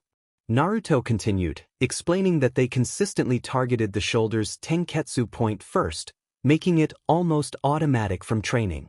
Hayashi struggled with this revelation. On one hand, it seemed absurd to consider it a weakness, but on the other, it was indeed a significant flaw. Knowing how to predict an opponent's initial move could turn a fight in mere seconds. Niji's eyes widened in disbelief as Hayashi seemed to acknowledge the weakness in his own style. What could Naruto possibly achieve to elicit such an admission from the clan head? Naruto declared he would resume training, excited about the day ahead, especially with the Chunin exams approaching. He gestured for Niji to attack, who shifted into his usual Juken stance, mindful that Hayashi was still present. Naruto urged Niji to put more strength behind his blows and to remain nimble when parrying. As Naruto kicked forward, Niji jumped back, and Naruto playfully exclaimed about Niji's misstep, pinning him down on the ground. He asked where Niji had gone wrong. Niji, panting, suggested that perhaps jumping backward was a mistake. Naruto clarified that it wasn't necessarily wrong, but Niji had gone too high. He helped Niji up, emphasizing the importance of maintaining mobility. If one's feet were off the ground, dodging became impossible. After all, being a ninja meant always staying grounded. If one wanted to become a wall of iron, they would take up a sword and become a samurai. Otherwise, they needed to be like water. At this thought, Naruto performed a series of hand signs, causing the water from the nearby pond to rise and take on a form resembling that of a boy, though it appeared somewhat sickly. Naruto sighed, admitting that he had only practiced a little that morning before picking up his pupil, and noted that he had nearly no chakra left since the previous day, which was frustrating to him. Niji raised an eyebrow at this. "Sensei, shouldn't you rest for tomorrow?" he asked, prompting a chuckle from Naruto. "Back to the lesson, Niji, be like water. Slip and attack only where you're sure it hurts, dodge, disappear, slide if you have to, but remember, never forget to look underneath the underneath." With that, the water clone, the technique Naruto had attempted to create, dispersed, returning to its original state in the pond. Niji then flung a hidden kunai from his sleeve at the gray-haired boy, who took it directly in the chest, causing the body to collapse into a puddle of water. Naruto praised Niji for his action, appearing from above a nearby tree. Hayashi, initially puzzled, quickly recognized that such seemingly playful activities were beneficial for developing the shinobi's mind. "It seemed strange you'd create a half-made water clone while speaking of having low chakra, sensei," Niji pointed out. The gray-haired boy nodded, climbing down from his branch and offering Niji his best smile. "If I ever become a jounin before you graduate from the academy, I'm having you on my team, Niji, even if I have to forge the documents for it." Hayashi couldn't help but show a hint of a smile at that moment, which quickly faded behind his usual stern demeanor. Despite Niji's cold exterior, he opened up during training with Naruto, exchanging smiles and light-hearted chatter about their missions and random topics. Although he would likely never forgive the main family for their past actions, he aspired to be like his father, who defied the main family's expectations and embraced the idea of being a Hyuga. Hayashi sighed, contemplating how differently things might have turned out had he been born moments later than his twin, affecting not only himself but the entire clan. The morning hours passed quickly, and Hayashi had to collect himself when informed of clan business. He took one last look at the two training, now covered in sweat, before standing up to leave. The branch guard noticed that Hayashi's face bore a small smile. "Lunch break?" Naruto asked, blocking Niji's right fist. "Soba?" Niji replied, retracting his fist. "Ramen," Naruto insisted, his tone leaving no room for debate. He had missed ramen too much. "Ramen it is, sensei," Niji agreed, bowing once more. Naruto sighed, then smirked slightly. Niji noticed the smirk, but it was too late. A mass of water enveloped both of them, causing the pond to lose several meters of water as they stared at each other, one with a warm smile and the other with a nervous tick and a glare. "Let's go then," Naruto exclaimed, dashing off with an enraged Niji in pursuit. "Come back here, sensei." This wasn't funny. As they raced toward Ichiraku's ramen shop, leaving droplets of water in their wake, a shy heiress nearly had a heart attack upon seeing her now drenched crush running away, revealing the lines of his physique. A light blush crept onto her face. Still, she had her own training to focus on. It was a pity. Perhaps she could ask her father to have him train with her too? The thought filled her with sorrow, as she doubted she could muster the courage to ask. When he approached her training session, she gasped in shock, swallowing her fear. Did he see her using the Byakugan to observe Niji's training? Hayashi had indeed noticed, but he was not there for that reason. As the heir of the Hyuga clan, you will attend the academy starting next week, but you will need an escort. Hinata's heart leaped at the thought of who that escort might be. Did her father invite Naruto to ask him? She had learned his name from her caretaker, Ko-san, but knew little else about him, aside from his strength and how he had saved her from the Kumogakure ninjas in her dreams and nightmares. Even with his gray hair, he looked more handsome than ever. "Hinata, for that, your escort will be chosen from among the finest the village has to offer." As those words sank in, Hinata wondered if Naruto could actually be the finest. Was he stronger than everyone else? Slumping her shoulders in defeat, she sighed sadly, realizing her father was looking at her with a perplexed expression. "Hi, Oda-san," she replied, managing to say those words without stuttering. "Hinata," her father's voice was stern. Protecting a clan's heir is not a trivial matter that any Chunin or Genin can handle. He kept his thoughts about the skills of others to himself, as his daughter looked at him, surprised and confused. Deciding to let the matter go, he muttered, "Though hiring an extraordinarily talented Chunin would cost less than a poorly skilled Jounin, I'll give it some thought." With that, he turned to leave, his Byakugan silently active, a small smile widening as he observed his daughter's dreamy expression, which held a smile of its own. Hayashi maintained the stern demeanor expected of him by his clan, but within the confines of his own mind, he couldn't help but smile at the sight of his daughter beaming with joy. Niji, despite his deep respect and loyalty for his sensei, which far exceeded what the main family could expect, often found himself puzzled by the incredible feats his sensei accomplished while still appearing to be an ordinary human. It seemed impossible that someone could consume 29 bowls of ramen as if they were mere snacks and still ask for more.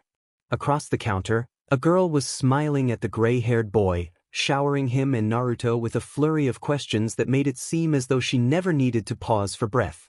She mentioned that Hana was upset with Niji for skipping academy years and wanted to challenge him to prove his strength. Niji felt compelled to defend his sensei's honor, asserting that his sensei was indeed strong and had just returned from an S-rank mission. Naruto, taken aback, pointed out the implications of an S-rank mission. Niji, recalling his lessons, explained that these missions were reserved for highly skilled jounins or large teams of ninjas, could not be refused, and typically came with a reward of at least 1 million ryo. He added that the S also stood for secret, meaning details about such missions were not to be disclosed. Naruto nodded in understanding and ordered another bowl of herring soba from Tuchi, who looked perplexed and concerned about the implications of an S-rank mission. Ayam, worried, asked if Naruto had been hurt during the mission. He replied that he was mostly fine, though he squirmed in his seat, his gaze drifting to his jacket where a small bottle of pills was hidden. He discreetly took one, using a transformation technique to avoid detection, assuring himself that everything was fine. He was not a failure, he was not worthless. In a darker memory, he recalled being shackled and cold on a metallic surface, unable to see or comprehend his surroundings. The pain was real, and he felt blood on his cheeks. He wanted to cry, but the salt of his tears stung his wounds. Someone spoke to him about the nature of torture, explaining that removing senses was a common method, and that he had lost his sight. The tormentor reveled in his suffering, expressing a desire to dissect him alive. The agony was overwhelming, and time lost all meaning as he endured the relentless pain. He believed he was a failure to his teammates, convinced they had abandoned him. Yet, deep down, he knew he was more than just a tool. He was a human being. As he struggled through the torment, he felt a familiar presence, the Kyuubi's voice offering comfort amidst the chaos. But just as quickly, that sense of safety vanished, leaving him feeling vulnerable once more. He sighed, bringing his hand to his chest, and then slurped down his 30th bowl of ramen, feeling a sense of relief. They had found the necklace, firmly lodged within him, a reminder of his struggles. The arena was filled with spectators, all eyes on the Hokage, who stood in the Kage's box with his spiky blonde. Representatives from both Kumo and Kiri occupied their respective seats, as neither of their Kages had chosen to participate. The representative from the Hidden Mist was preoccupied with internal issues, while the one from the Hidden Cloud had wisely opted to send a more suitable delegate. Nearby, their bodyguards stood ready. Minato had selected Genma Shiranui and Reido Namishi, the only two besides him who were familiar with the Hiration technique. Next to the Hokage sat his wife, Kushina Namikaze, her hands tightly gripping her robe. Her eyes scanned the arena with a vivid and worried expression. On her lap, 5-year-old Katsumi observed the Kiri ambassador, a hulking figure with his mouth covered in bandages and a giant broadsword strapped to his back. Katsumi suspected that beneath those wraps, the man concealed feminine lips, just as she believed Kakashi's mask hid a grotesque nose. In contrast, the Kumo representative was a robust, tanned man wearing shades, scribbling notes in a small book while muttering odd rap-like phrases that gave her a headache. He bore a kanji for iron on his right shoulder, and to her surprise, her father was studying it intently, frowning. To the right of the Kage's box stood the Hyuga clan, both main and branch families, as their absence would be seen as disrespectful. Hayashi was eager to observe the strength of Konoha's 3 genins. Next to them was the Akimichi clan, who, indifferent to the glances from the Hyuga, casually enjoyed snacks and watched the proceedings without instigating any fierce confrontations. The sound of chip bags rustling and being shared around, with some even bringing barbecue and sandwiches, drowned out the cheers from the Nara clan. The only one cheering among them was Yoshino Nara, the clan leader's wife, who held her baby boy on her lap. Adjacent to the Nara clan was the Yamanaka clan, wherein Noichi was contemplating how to handle a boy who was shamelessly flirting with his daughter. Although his daughter was only 5, he still considered the use of mind techniques to deter the boy. On the opposite side of the Kage's box stood the Uchiha clan, composed and watchful. Many had their Sharingan activated but concealed under a genjutsu, ready to absorb techniques from the competitors. Mikoto, Fugaku's wife, pointed at Itachi from her seat, with Sasuke in her lap, who was eagerly exclaiming about his older brother's prowess. Sasuke expressed his hope that Itachi would win, noting his brother's strength and Sharingan.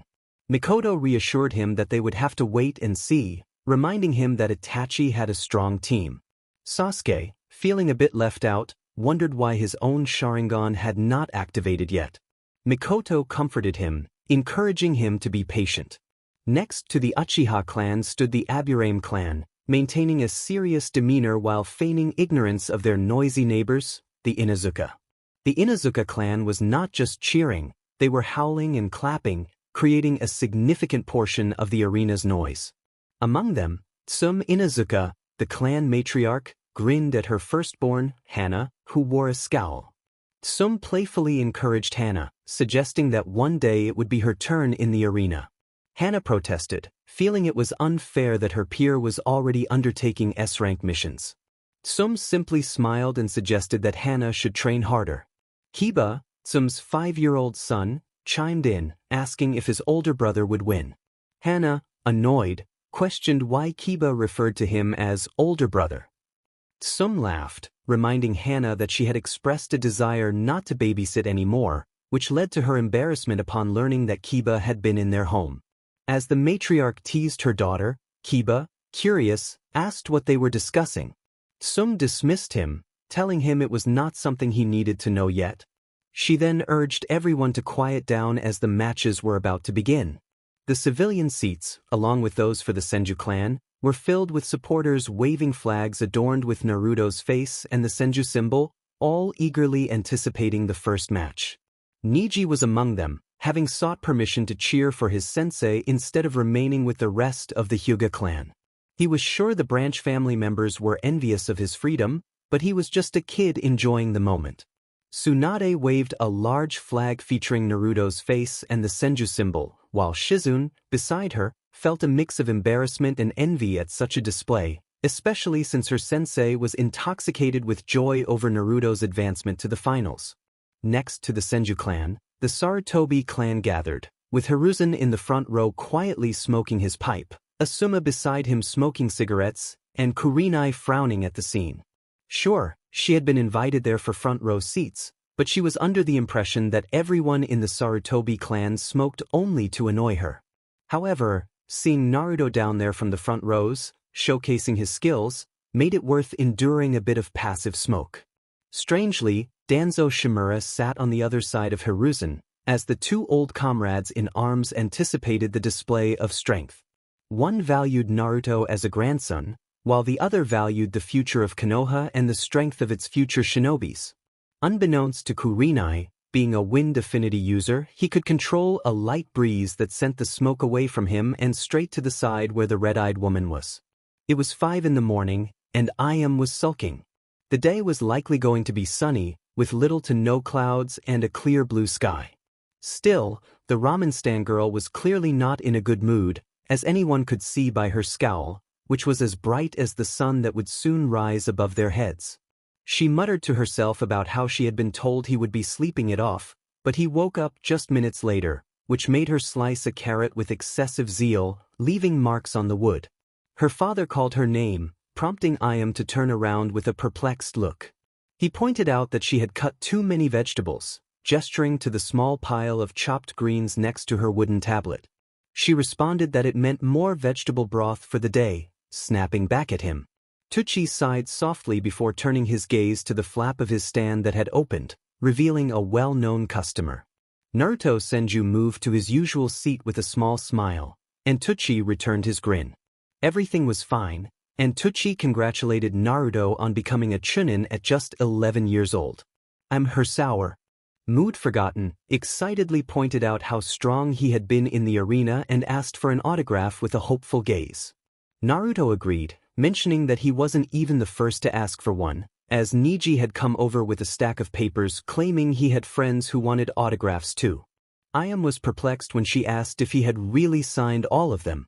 Naruto explained how his Suiton affinity had saved the day, allowing him to control the watered-down ink on the papers, so he only needed a single stack. He then turned to Itachi, ordering 1 pork ramen and a vegetable ramen to take away. Itachi softly asked if he was bringing food to Mitarashi-san, to which Naruto replied that she was cheerful with her job, but he was sure she liked seeing him during his walk. Ayam giggled softly, adding a pinch of extra pepper to Mitarashi's vegetable ramen order. She knew the purple-haired kunoichi didn't like spicy things, but she was too good to do anything truly wicked. A hint of jealousy stirred within her as she noticed how Naruto seemed to fawn over the older girl. He had mentioned liking her sea ramen, yet he nearly never ordered it. Itachi, curious, asked Naruto about his class and how the first day had started. At those words, Naruto couldn't help but laugh. 2 days prior, Naruto had looked at Irika Umino, the chunin sensei he had learned under for no more than a year, and twitched slightly.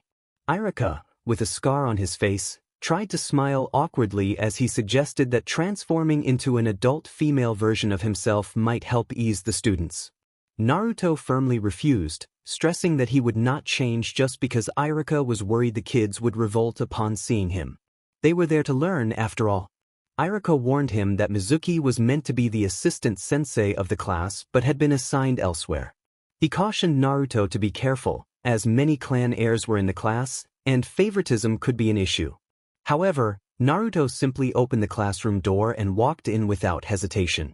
The class fell silent, and many eyes settled on him, the boy who seemed more suited to be an upperclassman than their sensei. Wearing a blue flak jacket adorned with the Senju symbol, long dark blue trousers, and his leaf forehead protector tied to his right arm, Naruto quickly scanned the room, smirking slightly at the shocked faces of the Genins. He asked those who had watched the Chunin exams to raise their hands, and the kids hesitantly complied. Irika entered and moved to one of the desks in front of the chalkboards. Naruto introduced himself, stating that he was Naruto Senju, the Chunin sensei assistant of Irika Umino. He declared that he was 11 years old, strong, and capable of giving remarks, punishments, and extra homework if he wanted to, so they should treat him like any normal teacher. As he said this with a chuckle, he moved to his desk and sat down. The boys and girls in the class stood slightly shivering in silence, while Naruto turned to Irika with a small smile. He remarked that he had told Irika they wouldn't revolt, and the older Chunin sighed before standing up to introduce himself. Irika stated that together with Naruto, they would help the students become shinobis and kunoichis of the leaf, hoping that by the end of their 6 years together, they would have matured. Just then, a loud yell echoed in the classroom, declaring that it was boring. "Aniki, when do we get taijutsu practice?" Inuzuka Kiba was clearly in the classroom, sitting in the back row with a small white dog on his head and wearing a ruffled, dirt-brown jacket. Naruto Senju glanced at a slightly flustered Irika Umino before letting out a sigh and standing up. Kiba needed to be reminded, and Naruto's tone shifted to one of strict authority as he addressed the Inuzuka boy. He emphasized that Kiba should refer to Irika as Umino-sensei or Irika-sensei, while he himself was Senju-sensei or Naruto-sensei in this class. He warned Kiba to keep quiet and stay in his seat, adding that if he saw him dozing off or causing trouble, he would bring his mother to school. With that, he crossed his arms and informed Kiba that he would be babysitting him on Friday, urging him to drop the whiny expression. Instantly, Kiba slumped back into his chair, clearly defeated. Irika's mouth formed a small O shape as Naruto raised a puzzled eyebrow and glanced over his notes for a moment. He pointed out that today's lesson would begin with roll call, reminding the class that if they arrived before he called their names 3 times, they wouldn't be marked late. A hand shot up, and Naruto acknowledged the boy with raven hair styled in a unique way. The boy asked how long it would take to reach the Nara surname and call out Shikamaru Nara 3 times. Naruto quickly calculated and estimated about 5 minutes and 37 seconds, but warned that interruptions could extend that time to 7 or 8 minutes. Shikamaru sighed, finding the situation troublesome. Naruto continued, explaining that arriving late would not be beneficial for tests and exams, and that Shikamaru's mother would likely notice. This caused Shikamaru to flinch slightly. Kiba, curious, asked if Naruto had babysat Shikamaru too. Naruto chuckled, recalling that Shikamaru had been well-behaved, content to sit by a window and watch the clouds for hours, making it the easiest D-rank mission he had ever completed. A girl with long blonde hair, dreamy blue eyes, asked if he was the Naruto Senju from the Fixer's team. Naruto recognized her as Yamanaka Ino and recalled a weeding mission in her family's greenhouse. He then turned to the pink-haired girl next to her, identifying her as Haruno Sakura, and remembered how they had once annoyed Itachi by running on his piles of leaves. Sakura blushed and fidgeted with her hair, while a raven-haired boy across the room scoffed. Sasuke pointed out that Itachi wouldn't get mad over that and reminded everyone that he was now in Umbu, unlike Naruto. Naruto smiled kindly at Sasuke and replied that he had been offered the same deal but had turned it down, preferring not to draw more blood than necessary. Sasuke insisted that Umbu were the elite protectors of the village, implying that Itachi was stronger than Naruto. Naruto acknowledged Itachi's strength but emphasized that their abilities complemented each other as fellow shinobi of the leaf. He explained that their strengths combined contributed to the village's overall power. The class listened intently, captivated by his words. He concluded by mentioning that they had ended up in a draw at the Chunin tournament. Suddenly, a girl with bright blue eyes and long red hair, dressed in an orange outfit, asked if Naruto was really her brother. The atmosphere shifted to a tense silence. Naruto had anticipated this moment and calmly replied that he was not her brother. The girl protested, but Naruto gently clarified that he was Naruto Senju and had no relation to the Namikaze clan. Irika, noticing a signal from Naruto, interjected to redirect the class's focus. He encouraged Naruto to start the roll call, and as the names were called, Naruto reached the name of the girl. When he called out, "Namikaze Katsumi," there was no response. He looked up to see her glaring at him with an angry pout and sighed, marking her presence regardless. When he called out, "No," Katsumi snapped that she hadn't said she was present. Naruto pointed out that she was indeed present, to which she retorted that the rules stated otherwise. Couldn't she just talk? Irika raised a puzzled eyebrow at the situation. Katsumi exclaimed that they needed to call in present before their names were said 3 times, and she hadn't replied. Irika pointed out that she was indeed present. Katsumi argued that Naruto wasn't her brother because of some law, so she wasn't present because of one either. In that moment, Naruto stood still, and silence enveloped the classroom. Then, his shoulders began to shake, and a howl of laughter escaped him. He declared that it was pure genius, chuckling and shaking his head. Kiba muttered to Katsumi that she had broken Naruto. Naruto responded that by laws he wasn't her brother, but by facts he was, and Katsumi nodded in agreement. Just then, Nara Shikamaru, who had been sleeping soundly, raised his hand after some time had passed. Naruto quickly requested to notify Yoshino Nara, and Shikamaru stood up, looking utterly shocked. After a few moments of troublesome antics, Shikamaru managed to stay awake for the rest of the lesson. The next day, Naruto surveyed the classroom and then looked at Irika, who was also observing the students. A group of 6-year-old girls dressed in dark blue and light blue clothes with the Senju symbol stitched on them caught his attention. He whispered to Irika, questioning if he should feel flattered, noting that they hadn't covered what to do if a teacher became the subject of a fan club's attention. Irika's expression darkened slightly as he explained that it was considered an impossible feat for students to love their teachers so openly.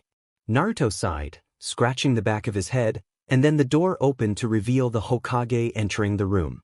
This was customary, so Naruto expected it.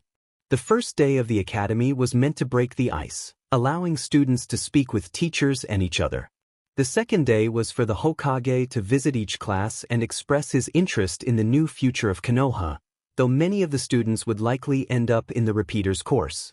As the Hokage removed his hat, revealing his spiky blonde hair, Irika greeted him with a slight bow, followed by Naruto. Irika informed the Hokage that they were about to begin the roll call. The Hokage joked about waiting until they were finished before giving his speech. Naruto picked up the register and started the tedious process of calling out names. Once the roll call was complete, Irika nodded at Naruto, who turned to the Hokage, indicating that the class was now his. The Hokage smiled broadly at the students and began his speech. He spoke of the fire's shadow illuminating the village and the sacrifices ninjas often had to make to protect it. He emphasized the importance of teamwork and the bonds of friendship that would guide them through their journeys. He encouraged the students to believe in their friends and their connections. As he paused for a moment, he shared a quote from the second Hokage, Tobirama Senju, about guiding and believing in the people. He reflected on his own experiences as a student, recalling how he once listened to a similar speech from the third Hokage. He expressed that Konoha was not just an organization but a family, where many lived and fought to protect what was precious to them. The classroom remained silent for a moment before the Yondaime Hokage appeared uneasy, questioning if he had laid it on too thick. Naruto sighed and clarified that the Hokage was simply trying to convey the value of friendship, which brought a sense of relief to the room. The Hokage sheepishly scratched the back of his head, acknowledging that perhaps a less formal speech would have been more appropriate for 6-year-olds. Irika suggested that the speech might resonate better with older classes, and the Hokage agreed, considering repeating it for the graduation class. As he prepared to leave, he waved at Katsumi, who chose not to return the gesture, instead sulking in her seat. Naruto decided not to pry into the situation. Just as the Hokage left, someone raised their hand. Irika, noticing, asked Shino what was on his mind. Shino, dressed in a deep coat, inquired whether animal companions were included in the discussion. Irika confirmed that they were. Shino then posed a thoughtful question about the Kikaichu, expressing concern over their short lifespan. Kiba interjected, dismissing the insects as insignificant, but Naruto quickly snapped at him, challenging Kiba to consider how he would feel if dogs had such brief lives. Kiba's eyes widened in realization, and he lowered his gaze. Naruto turned back to Shino, explaining that he shouldn't feel sorrow or contempt for the Kikaichu. He shared that, according to Shino's father, the Kikaichu were offered the bodies of newborn Aburame to use as nests in exchange for their loyalty, creating a symbiotic relationship. Naruto encouraged Shino to honor them by staying alive, reminding him that they chose their path. Shino nodded in understanding, and Naruto mentally prepared himself for more philosophical questions to come. Later, Ayam announced that the vegetable ramen was ready, handing Naruto a bowl sealed with a paper cover and a pair of chopsticks in a paper bag. Just in time for him to finish his meal, pay, and wave goodbye, he set off to deliver breakfast. Anko was aware of Naruto's routine and seemed unfazed by it. It had become a running joke that since he now had a larger income, he was expected to treat her to breakfast until she became a chunin, after which she would treat him to dango. Every morning, as Anko prepared for her work at the torture and interrogation bureau, she crossed paths with Naruto, who was always holding a ramen takeout. He pointed out the vegetable ramen as she grabbed the takeaway bag. Curious, Anko asked if Ayam had prepared it. Naruto confirmed that she had and noted their growing friendship, which he thought was good for Anko, who needed reliable friends. Anko then asked if Ayam had remembered not to put chili in her sea ramen. With a small smile, Naruto nodded and advised her to cut Ayam some slack since she was still learning. He mentioned that a little spice wouldn't hurt her. With a wink, he dashed off, mentioning he had a long-term C-rank solo escort mission. As Anko muttered to herself about Naruto's obliviousness to girls, she made her way to the bureau, planning to drop off the ramen at the reception. Meanwhile, Naruto arrived at the gates of the Hyuga compound, greeted by the branch family guards. Ko, Hinata's caretaker, informed Naruto that Hinata had yet to arrive. Naruto asked Ko to call him by his name, expressing his dislike for formalities, and inquired if Niji was still around. Ko informed him that Niji had left earlier that morning, which made Naruto sigh, thinking Niji might feel abandoned. He requested Ko to tell Niji he would wait for him at Training Ground 3 that evening. After a few moments, Hayashi arrived with Hinata by his side. Hayashi quietly acknowledged Naruto's desire to teach and expressed that if any issues arose with Hinata, He should speak with him seriously. He then gestured for Hinata to move closer to Naruto and take his offered hand. Naruto assured Hayashi that he would heed his words and bowed slightly before walking at a slow pace to allow Hinata to keep up. Once they were out of sight of the Hyuga compound, Naruto let out a loud sigh, jokingly commenting on how scary Hinata's father was. Hinata, her face flushed from holding hands with her teacher, stuttered that he was just really strict. Naruto chuckled, recalling how she had fainted the first time he had guarded her on the way to school. He asked if she had completed her assignments for the week. Hinata shyly confirmed that she had. Naruto advised her not to let Kiba copy her work unless he begged on his knees, knowing that Kiba would likely avoid homework. Hinata nodded meekly. He also asked her to inform him if Ino or Sakura tried to recruit her into his fan club. Hinata whispered her agreement as they approached the academy gates, feeling a mix of excitement and nervousness. Once inside, she released Naruto's hand while he waved at the girl entering the classroom first. He had to head to the Chunin lounge to collect the morning assignments and his coffee. He silently thanked the inventor of the coffee machine, as Shizun was a great cook and Tsunade a wonderful mother, but both refused to give him the precious drink, claiming it wasn't good for his growth. Coffee was Naruto's lifeline in the challenging world of school. After his first sip, he felt ready to take on anything. In the Chunin lounge, he was greeted by Mizuki, who was finishing his own cup of warm coffee. Mizuki addressed him respectfully, using the suffix san, as was customary since Naruto had become a Chunin. There was no longer a Kuin because he might lead Genins into battle, and respect was essential. Naruto moved like a prowling cat to the coffee machine and asked how Mizuki's class was doing. Mizuki, knowing who Naruto was interested in, got straight to the point. He mentioned that from the preliminary tests, Naruto's apprentice was likely to be at the top of the class, which made Naruto wince slightly at the chuckle that followed. Naruto expressed his concerns about convincing the girls that he wasn't interested in marriage, particularly mentioning the Yamanaka girl as the main culprit.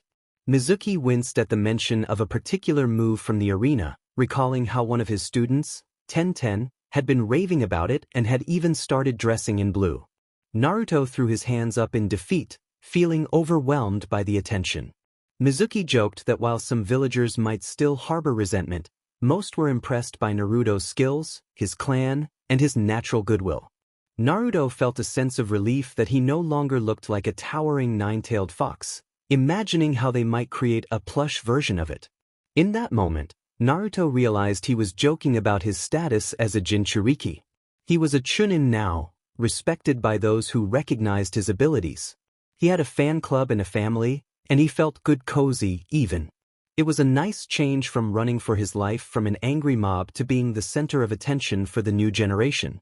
If only he could convince his favorite and only pupil to stop avoiding him, everything would be even better. After escorting Hinata back to the mansion at the end of the lesson, he headed to the Chunin training grounds. The Chunin training grounds were situated in a different part of Konoha. Since Chunins were expected to know at least one elemental affinity, the grounds were equipped with various tools for training in their respective jutsu. Suiton users had small ponds and lakes, Doton users had rocky slopes, Katon users had bonfires, Raiton users stayed near lightning rods on tall wooden towers, and Futon users had windy grasslands. The areas were spacious, quieter, and generally more serious than the chaotic Genin training grounds. Naruto carefully walked to the center of a puddle, allowing chakra to flow from his feet to keep himself afloat. He crossed his legs and sat on the clear surface, letting the gentle sounds of the water blend with his thoughts. This technique, mastered by the second Hokage, allowed him to sense enemies by touching the ground. It was a water-sensing technique typically used by Suiton users to locate underground water sources. The human body, composed of liquids, could also be detected with the right control and senses. He released a thin thread of water from his palm, skillfully molding it into a delicate wire that expanded in a web-like pattern around him, sending back pulses when it detected water or human bodies. The web could theoretically extend into the air, but that was beyond his current abilities. Naruto focused, letting his right hand glow a light green hue, as the control needed for the chakra scalpel and maintaining his position on the water was significantly higher than usual. This made it an excellent training exercise. He considered picking up some genjutsu skills, but he never had the time. This training was his only moment of relaxation, given his busy schedule at the academy, training sessions, and homework corrections. As he stood up on the water's surface, he disengaged the chakra scalpel, which flickered before turning off. With small leaps, he exited the Chunin training grounds just as Izumo and Kotetsu were entering. He nodded in recognition but continued on his way to Training Ground 3, knowing there was a river nearby that he could use for practicing taijutsu on tricky terrain. For him, water felt as solid as earth. He trained there until the sun began to set. He contemplated having dinner with Niji and how to inform his mother.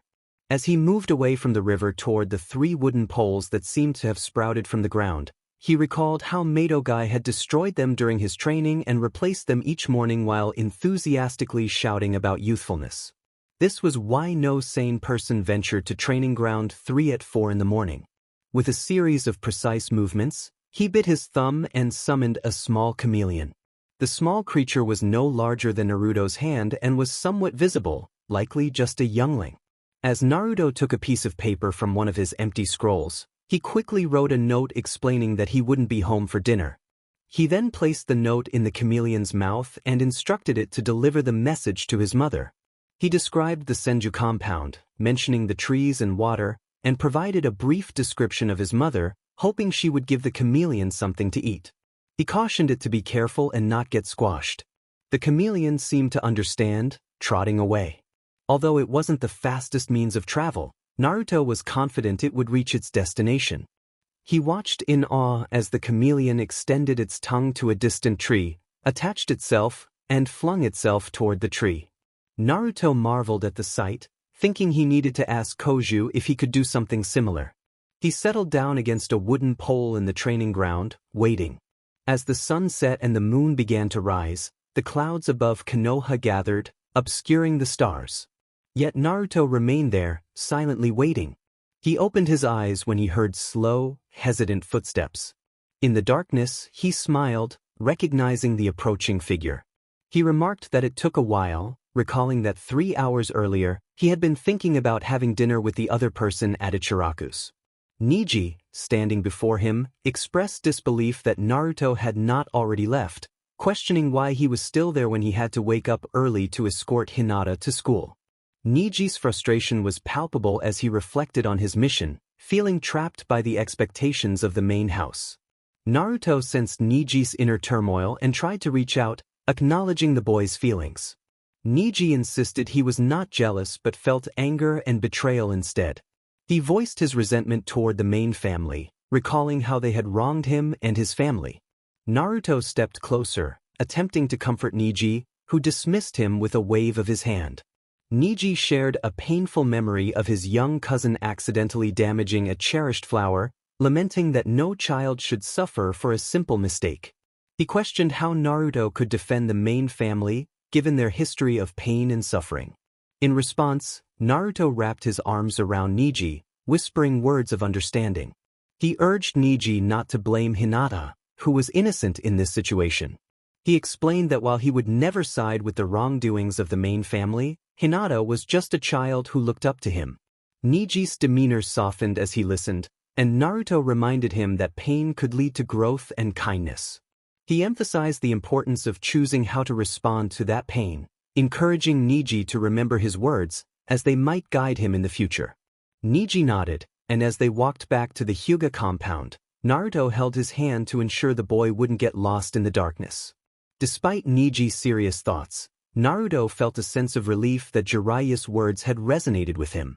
Meanwhile, in an undisclosed location in Iwagakure, Crow stood ready, awaiting orders. He was perched atop a building, blending seamlessly into his surroundings through a series of genjutsus and an invisibility cloak. When the command came, he descended silently, reaching the window below and skillfully opening it. Inside the office of one of Iwagakure's weapon dealers, Crow searched for clues about a recent influx of weapons in the Fire Country. He knew someone was arming thugs and brigands, and it was his mission to investigate.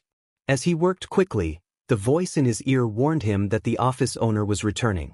With precise movements, he located the safe hidden beneath the carpet and swiftly unlocked it, knowing time was running short. His Sharingan quickly memorized the documents as he flipped through the pages, planning to review them later. He left the room quietly, closing the safe and placing the carpet back in its original position.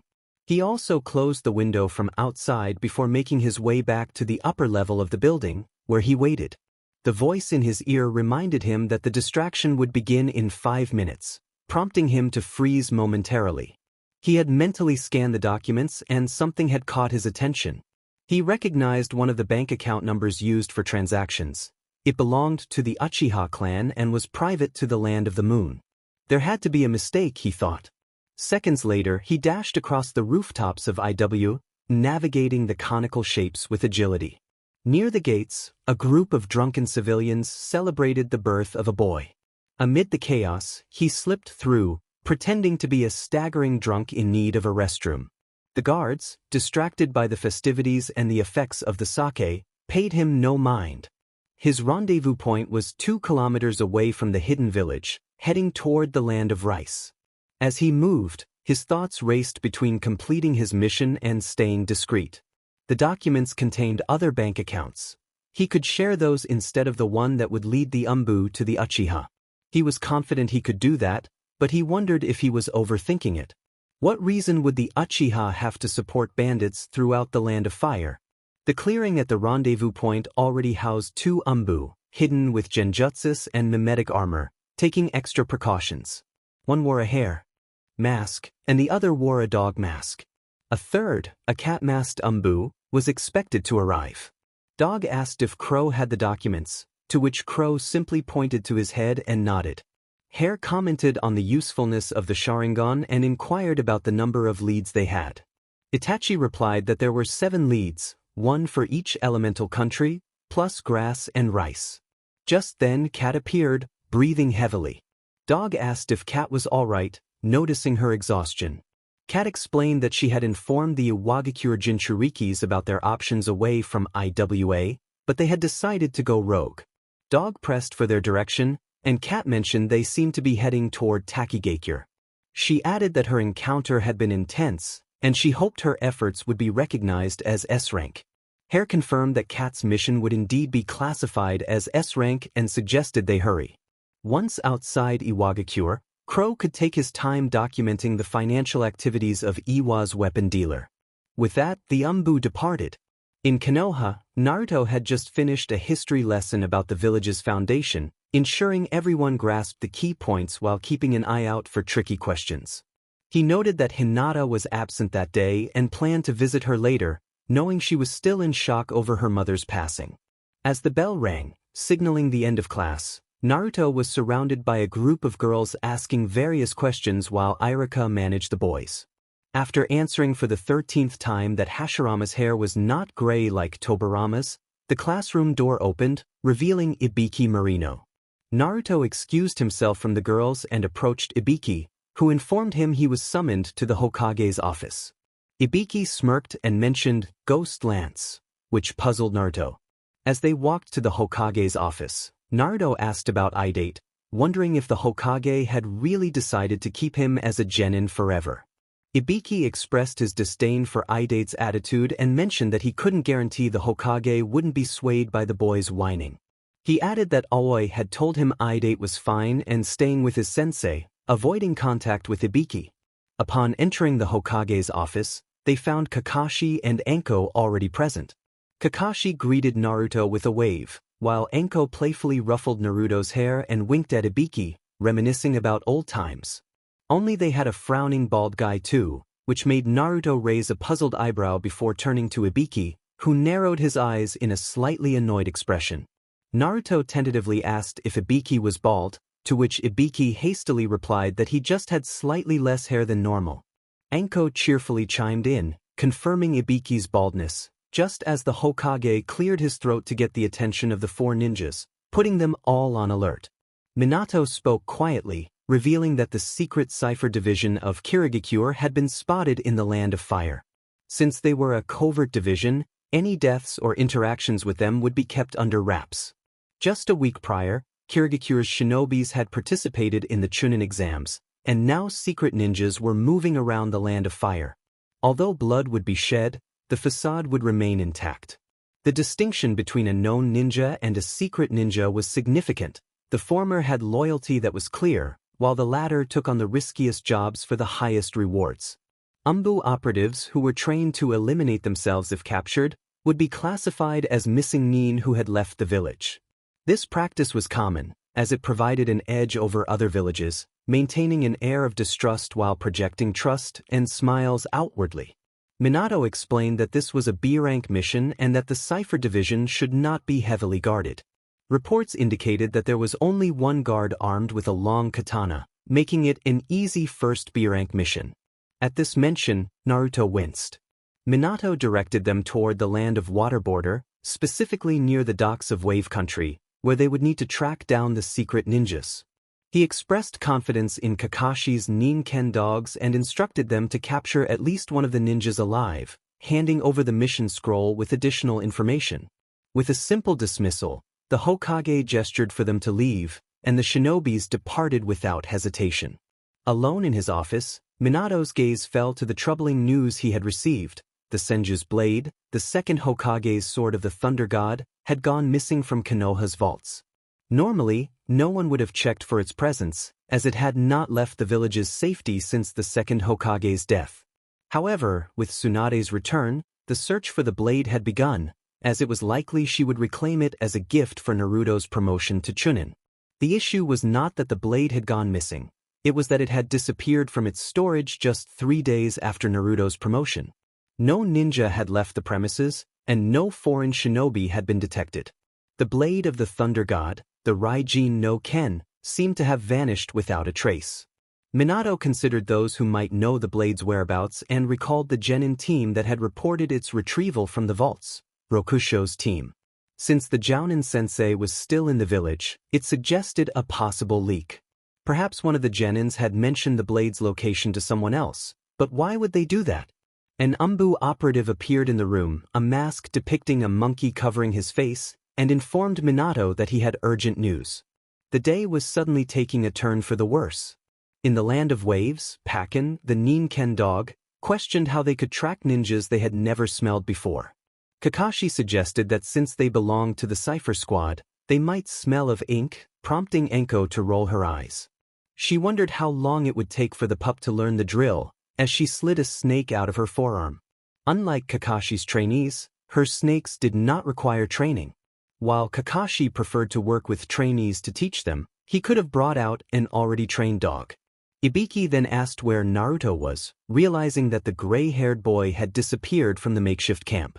Kakashi explained that he had sent Naruto to investigate the nearby village, hoping someone might have seen a group of Kiri ninjas pass by. Ibiki was skeptical and pressed Kakashi for the real reason behind Naruto's absence.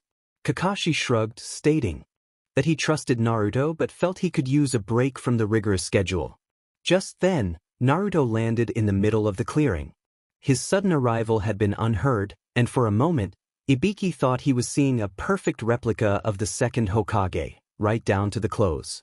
Naruto's attire resembled the standard shinobi dress from Tobirama's era, featuring a blue traditional armor similar to that of samurais, adorned with a distinctive white fur collar over a simple black suit. The armor was made from numerous metal plates, providing protection across his chest, waist, shoulders, and upper arms. The clothing was accompanied by sandals and a hapuri engraved with the Konoha emblem, replacing his forehead protector. He resembled the second Hokage in miniature, as he was no more than 11 years old, a chibi version of Nidaime.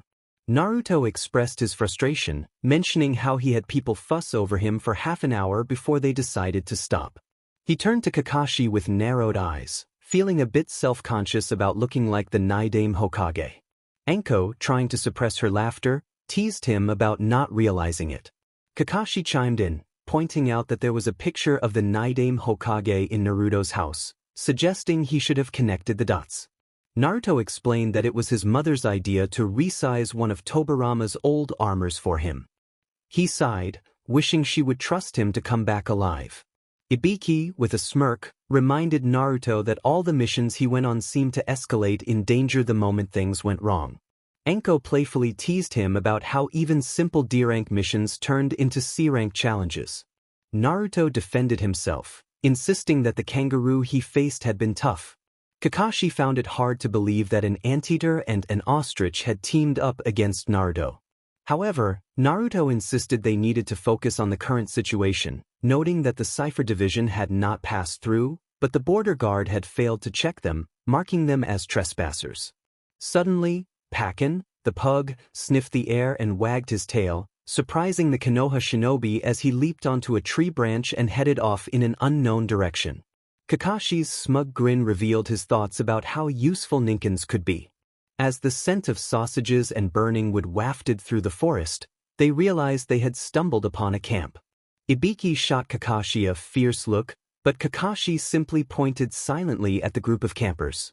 They were without forehead protectors, but one had blue skin and stood apart from the rest, a long katana resting on his shoulder. He leaned against a tree, seemingly lost in thought, resembling a shark with a feral grin. Anko whispered in disbelief, questioning if they were really just kids on a camping trip.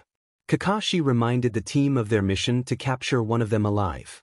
He created 2 Kage Bunshin and instructed Naruto to place a genjutsu on the shark guy, making him believe they were surrounded. Anko was to use fire techniques to cut off their escape, while Ibiki was tasked with intimidating them.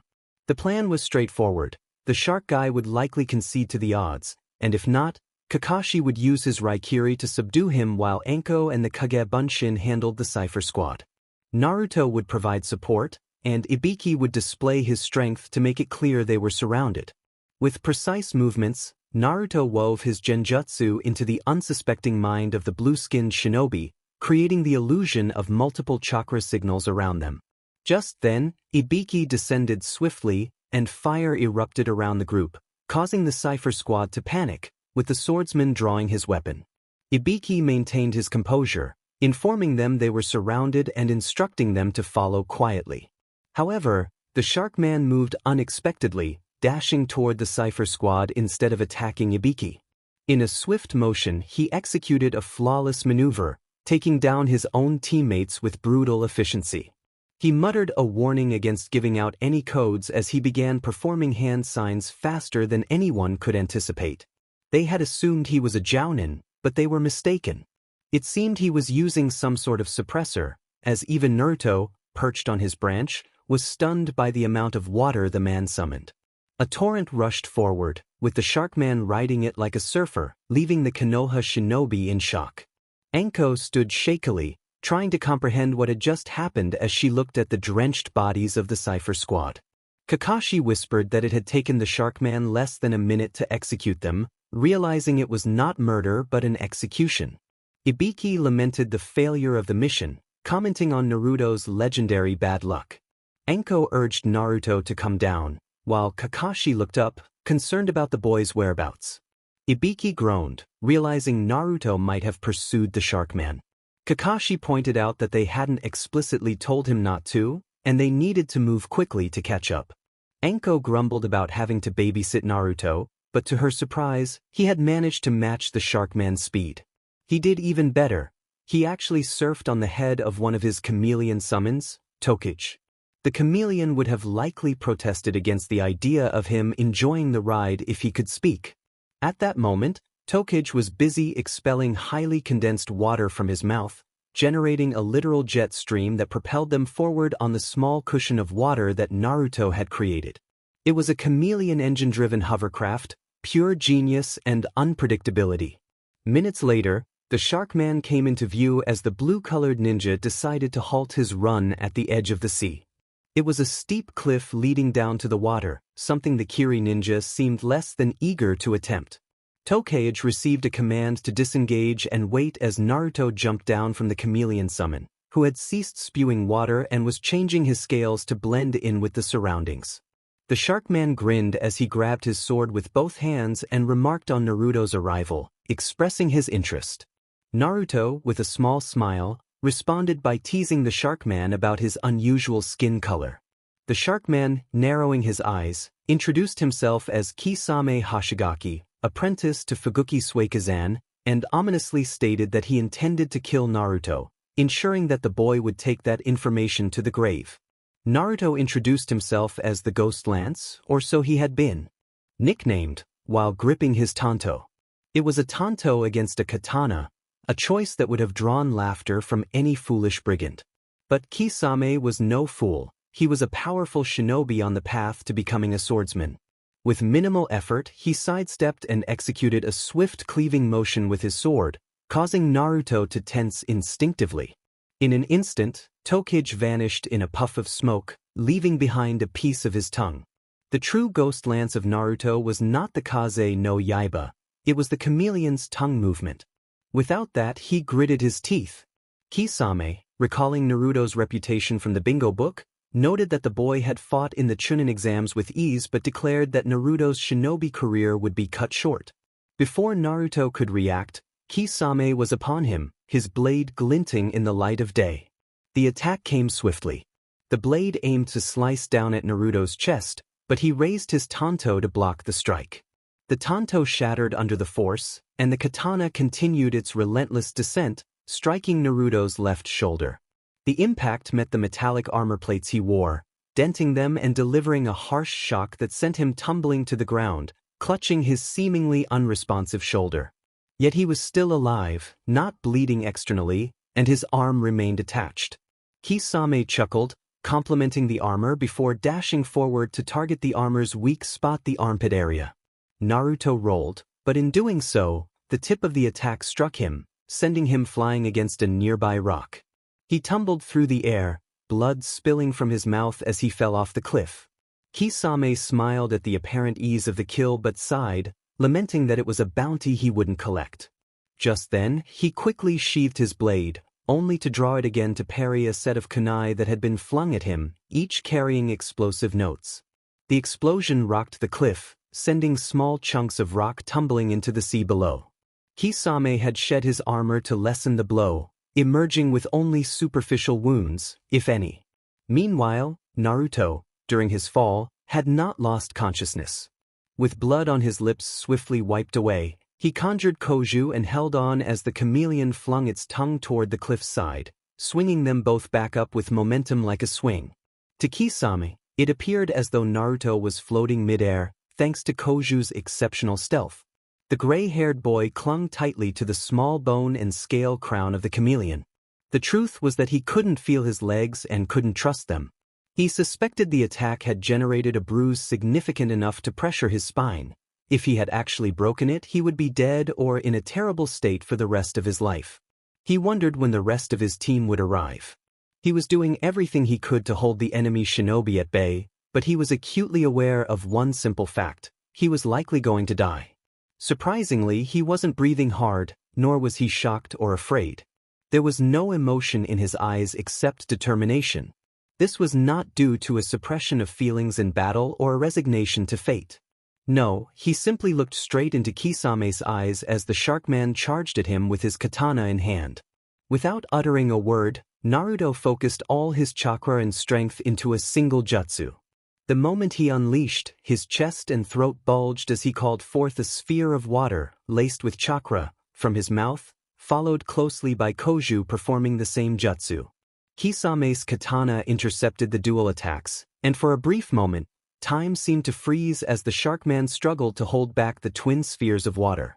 Eventually, he was forced to jump aside, relinquishing his broken sword, its pieces soaring into the sky just as the water exploded, releasing a fine drizzle of clear liquid that began to rain down for several seconds. Exhausted from chakra depletion, Koju vanished as Naruto collapsed to the ground, gasping for air. Kisame approached, a chuckle escaping him as he brandished a kunai attached to a chain with a heavy weight at the end. "Nice desperate move. I might as well ask you something before finishing you off," he remarked, closing the distance between them. "I didn't even go all out against you. As you might have realized, I didn't use any water techniques. You were in over your head. What made you think you could catch up with me?" Naruto gritted his teeth, determination flickering in his eyes as the weight began to spin ominously.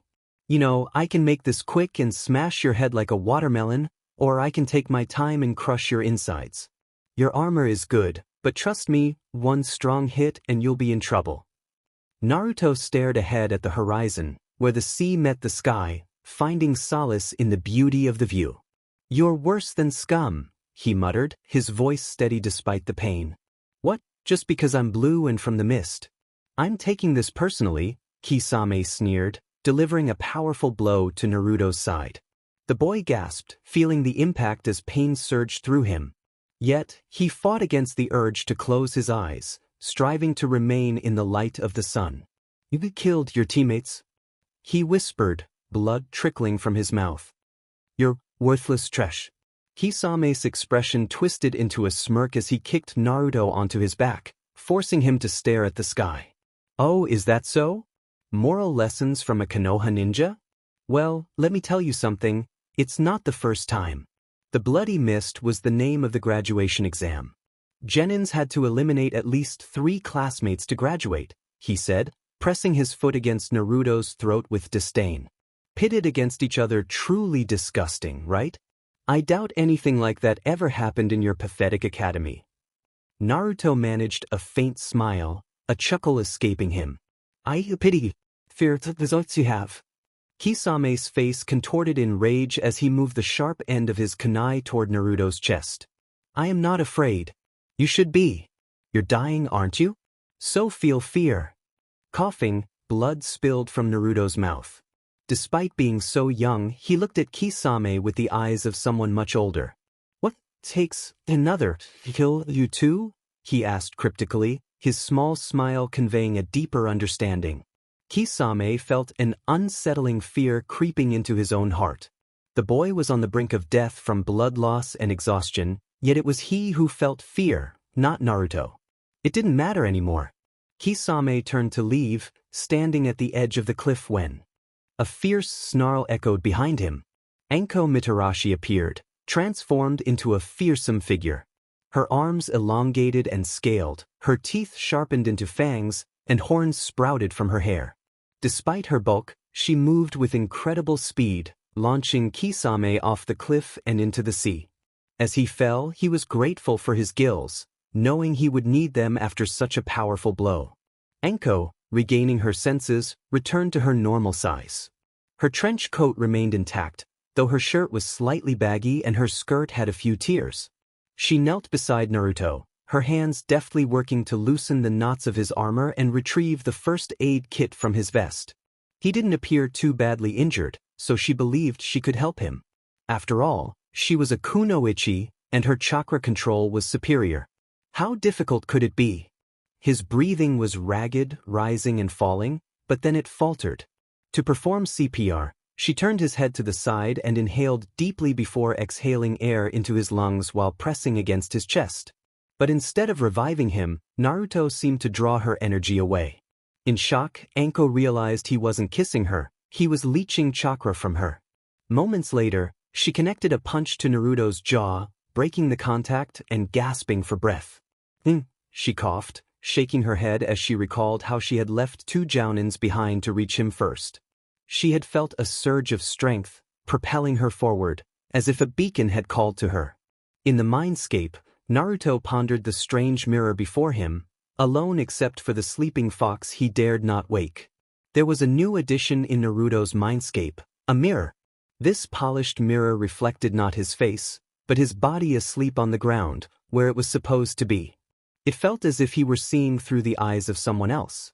The brief glimpse of trench coat and fishnet shirt material led him to believe he was seeing through Anko's eyes. A moment later, the mirror turned a dull gray, no longer reflecting the scene through the kunoichi's perspective. Suddenly, he felt himself being jolted out of his mindscape, move upwards, barely registering that the room had a door. Since when did the room have a door? Outside, Ibiki's snarl broke the silence, urging him to wake up. Slowly, Naruto opened his eyes, shocked and perplexed to see the Jounin looking straight ahead at him. In the background, Anko playfully complained about her first kiss being stolen, while Kakashi sighed in response. Kakashi asked Naruto for a medical assessment of his condition before discussing the report. Naruto groaned, carefully letting his chakra flow through his tenketsu points and coils. He assessed his injuries: 2 broken ribs, a punctured lung, a slightly dislodged spine, and a shoulder that was half pulverized. Despite the pain, he realized he would live, though he couldn't walk. Ibiki muttered that he would be dead in Naruto's situation, attributing his survival to the Kyuubi. He informed Naruto that they would have to carry him back to Konoha and requested that he tell them who had done this to him. Naruto agreed, wincing as pain flared through his body, signaling that being moved would not be pleasant. Anko, grinning mischievously, declared that for stealing her first kiss, she wanted a 5-year royal dango box every morning. Naruto rolled his eyes in acknowledgement. Kakashi added that for going off on his own, Naruto would have to call him Kakashi Nizan, chuckling softly as he extracted a medic tray from a ceiling scroll and placed it on the ground next to Naruto. The rain seemed to follow them since their arrival near the border of Amigekure's land. The land of rain earned its name for a reason. Yet, among them, only one seemed unfazed by the unfolding events. Naruto Senju stood as dry as possible in the downpour. The hastily made camp for a much-needed break was now filled with tension that Naruto felt no need to engage with. Shirshue Uchiha, the other Umbu, had been quiet until Itachi mentioned to Ibiki whether he was fine with the death of his younger brother. Itachi wanted to warn Ibiki about the risks of their missions, suggesting that things might end badly, especially if Idate turned out to be a traitor. Ibiki had firmly stated he would do the right thing, leading Shirshue to insist that if Marino was a liability, he should be eliminated on the spot. Itachi had countered that option, while Shirshue maintained his stance on the risks. Naruto stood a bit away from the camp, gazing at the horizon. Letting the rain fall on him would be unwise and likely cold-inducing, but he enjoyed watching it. The rain, the thunder looming in the distance, and the flashes of lightning felt familiar yet distant. Something was slipping from his grasp, but he couldn't quite understand what it was. After a while, Itachi stood up and moved closer to Naruto, standing silently beside him. He jokingly asked if Naruto was going to let him get wet. A hand sign later, Itachi also kept the rain away from his body. He remarked that it was a chakra control exercise, noting that the more control one had, the wider the area around them could remain dry. Naruto explained that small chakra threads burst from skin pores to deflect raindrops, while the basic form involved simply letting chakra deflect the rain from one's own person. Itachi inquired about Naruto's well-being and whether Sasuke was giving him trouble. Naruto chuckled, recalling the first day. Itachi sighed, torn between pride and sadness that Sasuke held him in such high esteem while believing he was stronger than Naruto. Naruto countered that Itachi was indeed stronger than him. Itachi then asked if Naruto would have donned the Umbu mask had Tsunade been in favor of it. A silence followed as the rain continued to pour. Naruto eventually replied that he wouldn't have, whispering that he assumed Itachi had no choice. Itachi admitted he was too weak to refuse, reflecting on how all children desire their father's pride. He quickly retracted his statement, but Naruto dismissed it, noting that he had no father, only a mother. He pondered whether he should find his mother a husband, joking about Uncle Jiraiya if he ever saw him again. Itachi whispered that this was why Naruto was strong and urged him never to let anyone say otherwise. Sensing something was troubling Itachi, Naruto urged him to share what was on his mind, noticing the Uchiha was fidgeting with his crow mask. Itachi chuckled softly, shaking his head. He posed a question to the gray-haired boy, asking him to choose between family and friends. The boy simply shrugged and replied that he would choose both. Itachi insisted that a choice had to be made, but the boy countered that life was not so black and white. He explained that if there was a wall, one could tear it down. If there was a crossroad, one could walk on the grass, and if there was a canyon, one could dig underneath it. He believed there was always a way around a problem, and Itachi found himself amused by the boy's perspective. Naruto noted that he was not interested in babysitting, and Itachi agreed, expressing his frustration with low-ranking missions. As they prepared to leave, Ibiki stood up, eager to move. Shirshue, after a moment of hesitation, sheathed his kunai and joined the group. The rain did not deter them as they made their way to a rundown inn where a deal was to take place. Naruto whispered to Shirshue, seeking clarification about their target being inside and waiting for them, but the details were classified. He suspected there was more to the story than he was being told. Itachi instructed Naruto to stay outside, reminding him that he was meant to observe, but if he saw Rokusho, he should intervene. Ibiki echoed this sentiment, urging Naruto to stop Idate if he could. Shirshue warned that Rokusho might eliminate Idate once he had served his purpose, which led to a tense moment between Ibiki and Shirshue. Naruto intervened, urging Ibiki to let go and emphasizing the importance of time. The river flowed steadily between two statues, those of Madara and Hashirama, both locked in an eternal gaze, frozen in place. As Naruto approached Itachi, he was consumed by a whirlwind of thoughts. He wanted to reach out, to understand if he had been used, and Itachi had responded with a declaration of strength, challenging Naruto to fight him to prove the superiority of hatred over love. Naruto's mind raced with disbelief at Itachi's words. He could see Itachi dressed in the same attire as Madara, a sight that twisted his stomach. Itachi had chosen to reenact a legendary battle, and Naruto felt compelled to confront him. He accused Itachi of lying, but Itachi remained silent, drawing his chakra blade, a weapon designed for precision and strength.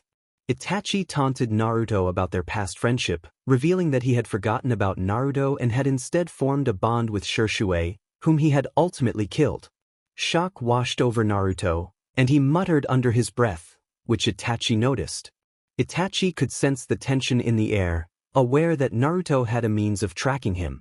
Naruto demanded to know why Itachi was sharing this with him, reminding him of their promise to reach the top together.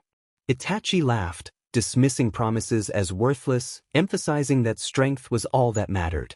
He revealed that he had sacrificed his best friend to gain power and warned Naruto that he would soon face the consequences of that power. As Itachi vanished in a flurry of leaves, Naruto barely managed to draw his chakra blade in time. He knew he could use a more lethal weapon, but his goal was to save Itachi, not to defeat him.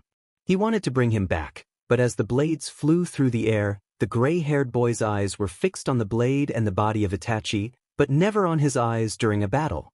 The two swords clashed, sending sparks flying as Naruto, gritting his teeth, jumped backward, allowing gravity to pull him down toward the riverbed.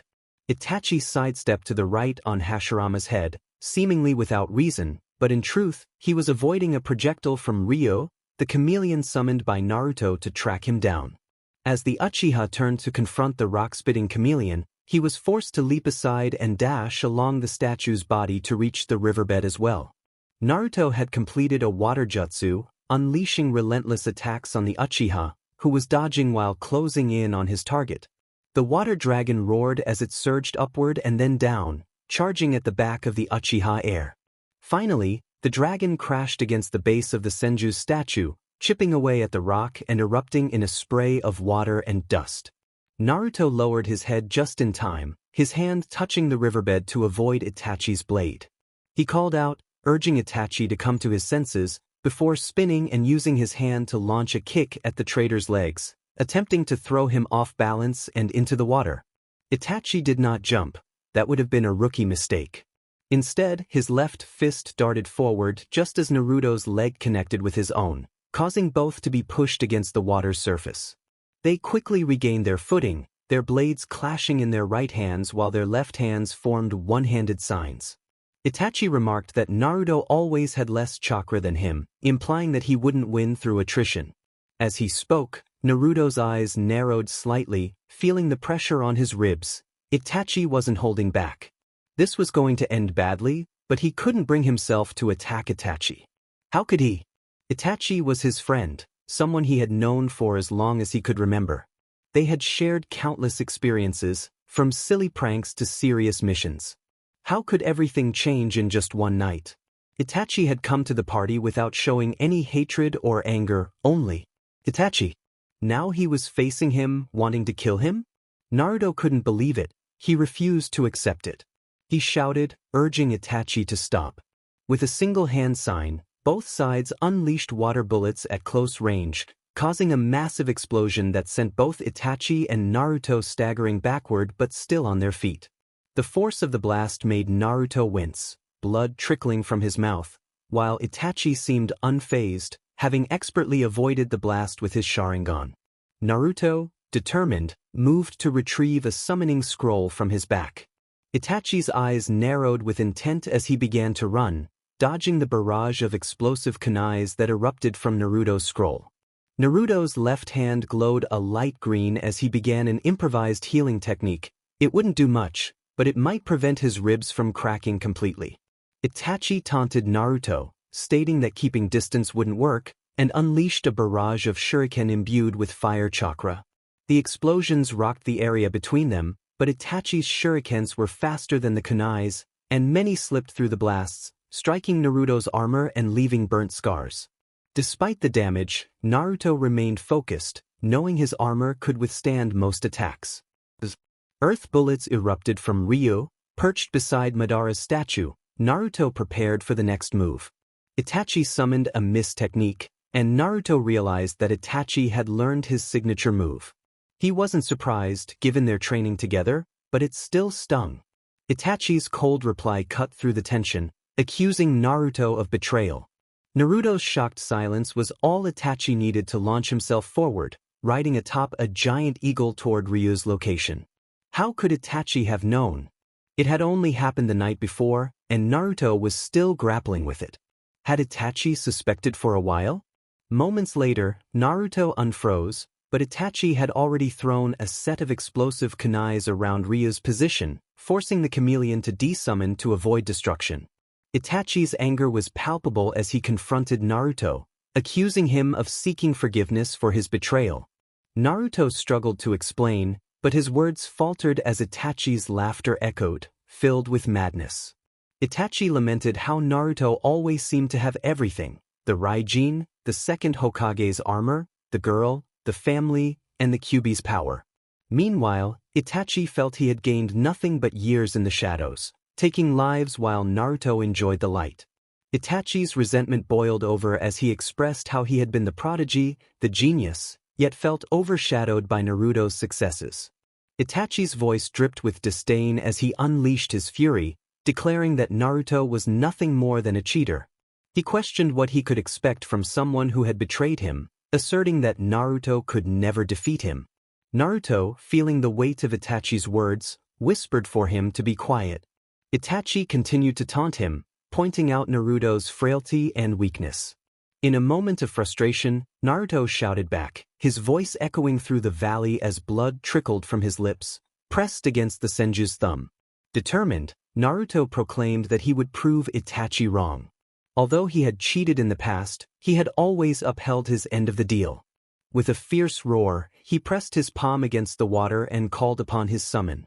The moment arrived as Naruto summoned Shiromari, a massive chameleon-like creature whose size rivaled that of a castle. It emerged from the thick white fog, its presence commanding attention. The whisper of the master calling the servant barely reached Naruto's ears as he pointed at Itachi, who stood in shock.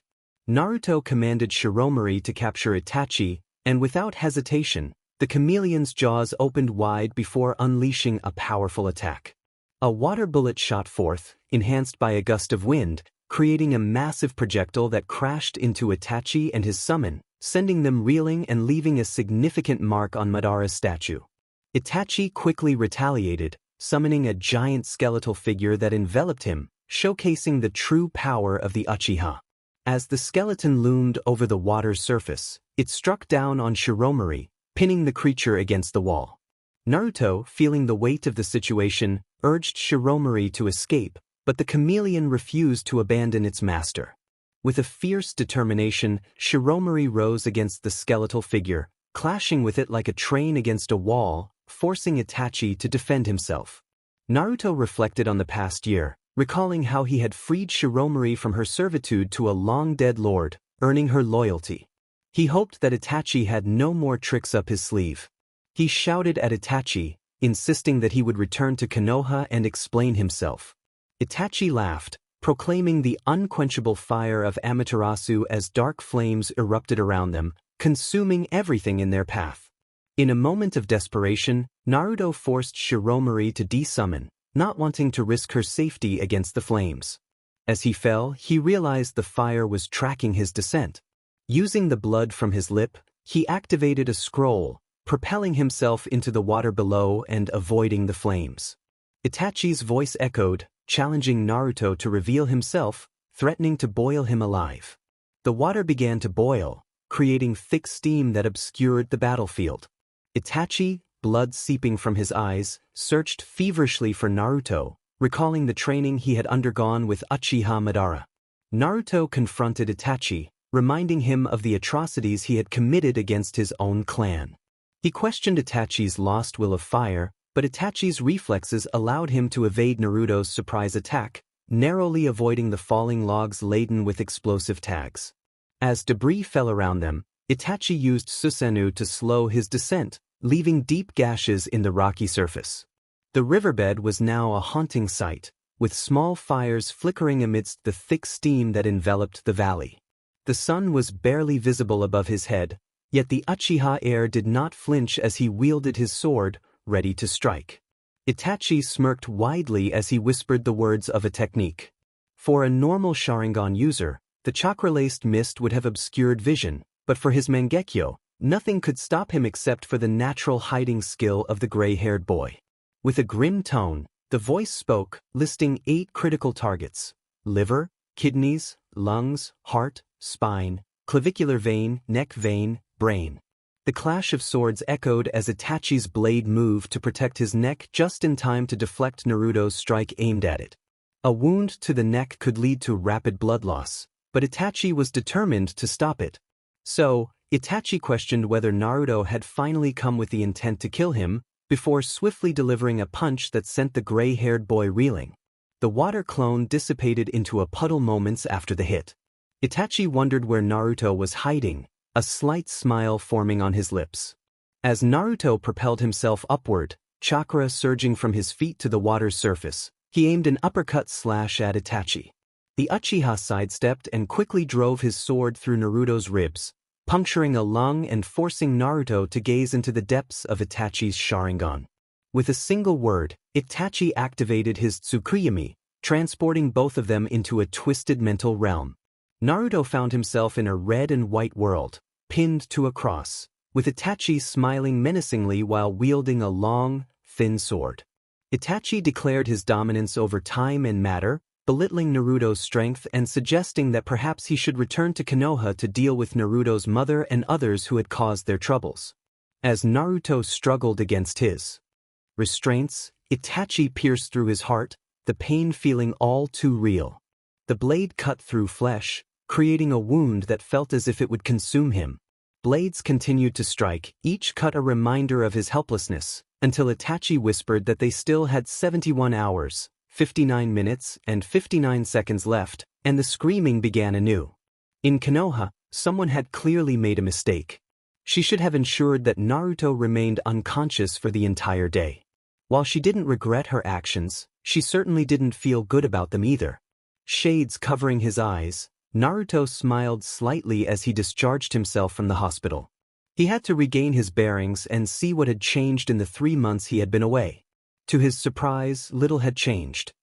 He was fortunate that some of his casual clothes and wallet had been brought to him for when he would officially be discharged. Why wait until after lunch hour to be forced to eat hospital food when he could walk to a better place? Ichiraku's ramen shop was still there, though Ayam was absent. Tucci frowned slightly upon seeing him enter, but it quickly turned into a sigh as he gestured for Naruto to sit at his usual spot by the counter, near the ramen pot. Tucci casually asked if Naruto had been discharged, already preparing his favorite dish.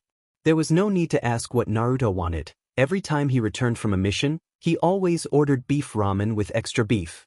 Naruto felt a bit awkward, expecting some sort of reprimand or teasing from Tucci for breaking Ayam's heart, but instead, there was silence and acceptance. Tucci remarked that if it had been anyone else, he would have been surprised and angry, but he knew Naruto wouldn't have taken such a step lightly. He sighed, reminding Naruto that he would need to take responsibility. Naruto nodded, and Tucci placed a bowl of beef ramen in front of him, declaring it was on the house as congratulations were in order. Naruto was going to become a father. The weight of those words finally sank in. He was going to have someone who would carry his surname, someone who would look up to him, cry, laugh, and need his guidance. Panic set in as Naruto realized the immense responsibility of parenthood. Luckily, his heart could handle it. Tuchi's question lingered in the air before he burst into laughter, reminding Naruto that he had been in a coma for 3 months. Naruto weakly defended himself, feeling overwhelmed. Tuchi responded with a smile, recalling his own experience of fainting upon learning he would become a parent. Naruto muttered to himself about becoming a father, imagining a little version of himself or Anko running around, calling him Ota-san, and growing up to be great ninjas or kunoichis. Tuchi noticed Naruto's excitement, as the boy hadn't even touched his bowl of ramen. Tuchi then asked if Naruto had spoken to Mitarashi-san about their future. Naruto sheepishly admitted he hadn't, prompting Tuchi to offer some advice. He explained that a marriage requires effort from both partners and that raising children is challenging, especially if done alone. He suggested Naruto talk to Mitarashi-san, soon to be Senju-san. Naruto felt a blush creep onto his face at the thought of Anko Senju. He confessed he didn't know where to start when it came to preparing for marriage. Just then, Anko entered the ramen stall, playfully teasing Naruto about his situation. She ordered a bowl of dango ramen quickly, hoping to avoid her mother-in-law, whom she referred to as a harpy. As Anko ate, she mentioned the wedding was in 2 weeks. Naruto, distracted by his soggy ramen, struggled to eat as the noodles clumped together. Anko continued to list the preparations he needed to make, including memorizing vows and visiting a tailor for a kimono. Naruto, puzzled by his ramen, snapped his head to Anko, demanding to know more about being named clan head. Anko smirked and explained that Naruto's mother was too tired to continue leading the clan and was delegating responsibilities to him. Naruto protested, realizing he would have to attend council meetings in her place. Anko playfully threatened him if he didn't explain what a kagebunshin was, leaving Naruto to wonder how she hadn't heard of it. Meanwhile, another character, feeling the weight of her past, took a long bath to relax. She had endured much, including the loss of her mother, but in that moment, she found solace. Wrapped in towels, she felt a familiar chakra presence nearby, which brought her comfort. The man, Naruto, was like an angel to her, embodying strength and kindness. However, she worried about their future paths diverging. Determined to address her feelings, she prepared to leave the bathroom, only to be halted by Naruto's voice reminding her to dress before coming out. His awareness of her thoughts caught her off guard, and she blushed, realizing he was perceptive. With her face flushed, she felt a mix of embarrassment and anticipation as she prepared to join him. She hurriedly put on the clothes, a white shirt, a light blue jacket, and light white pants, all fitting her better than the tattered garments she had worn before. She walked over and sat in front of the man, where her plate of food awaited. She hesitated, unsure of what to say. Did she want him to leave? He informed her that they would be leaving for Konoha the next day, both of them. At those words, Karen's mouth fell open in shock, her eyes reflecting the same emotion. He reassured her that he wouldn't leave her behind. He was bringing her to Konoha, where the Uzumaki clan matriarch resided. If she couldn't help them or didn't have a room available, the Senju clan had plenty of empty houses that could easily accommodate them. In the next moment, Karen hugged Naruto, tears streaming down her face. He gently patted her on the head and reminded her that her dinner would get cold if she didn't eat. He encouraged her to stop crying, his tone soothing. Karen asked why he was so kind, struggling to regain her composure. He simply replied that it was who he was before turning back to his own dinner, allowing her to reach for hers. As they ate, Naruto observed Karen's growing distress as she struggled with the chopsticks, having not used them in a long time. He decided to help her and smiled as he rummaged through his backpack. He produced a spoon for the rice, a knife, and a fork, all made of white plastic. He leaned in and shared a secret with her, saying that when running and eating canned food, a spoon was far more practical than chopsticks. With a light wink, he handed her the utensils. Karen nodded, grateful, and finally began to eat. After finishing her meal, she hesitated for a moment before whispering something to him.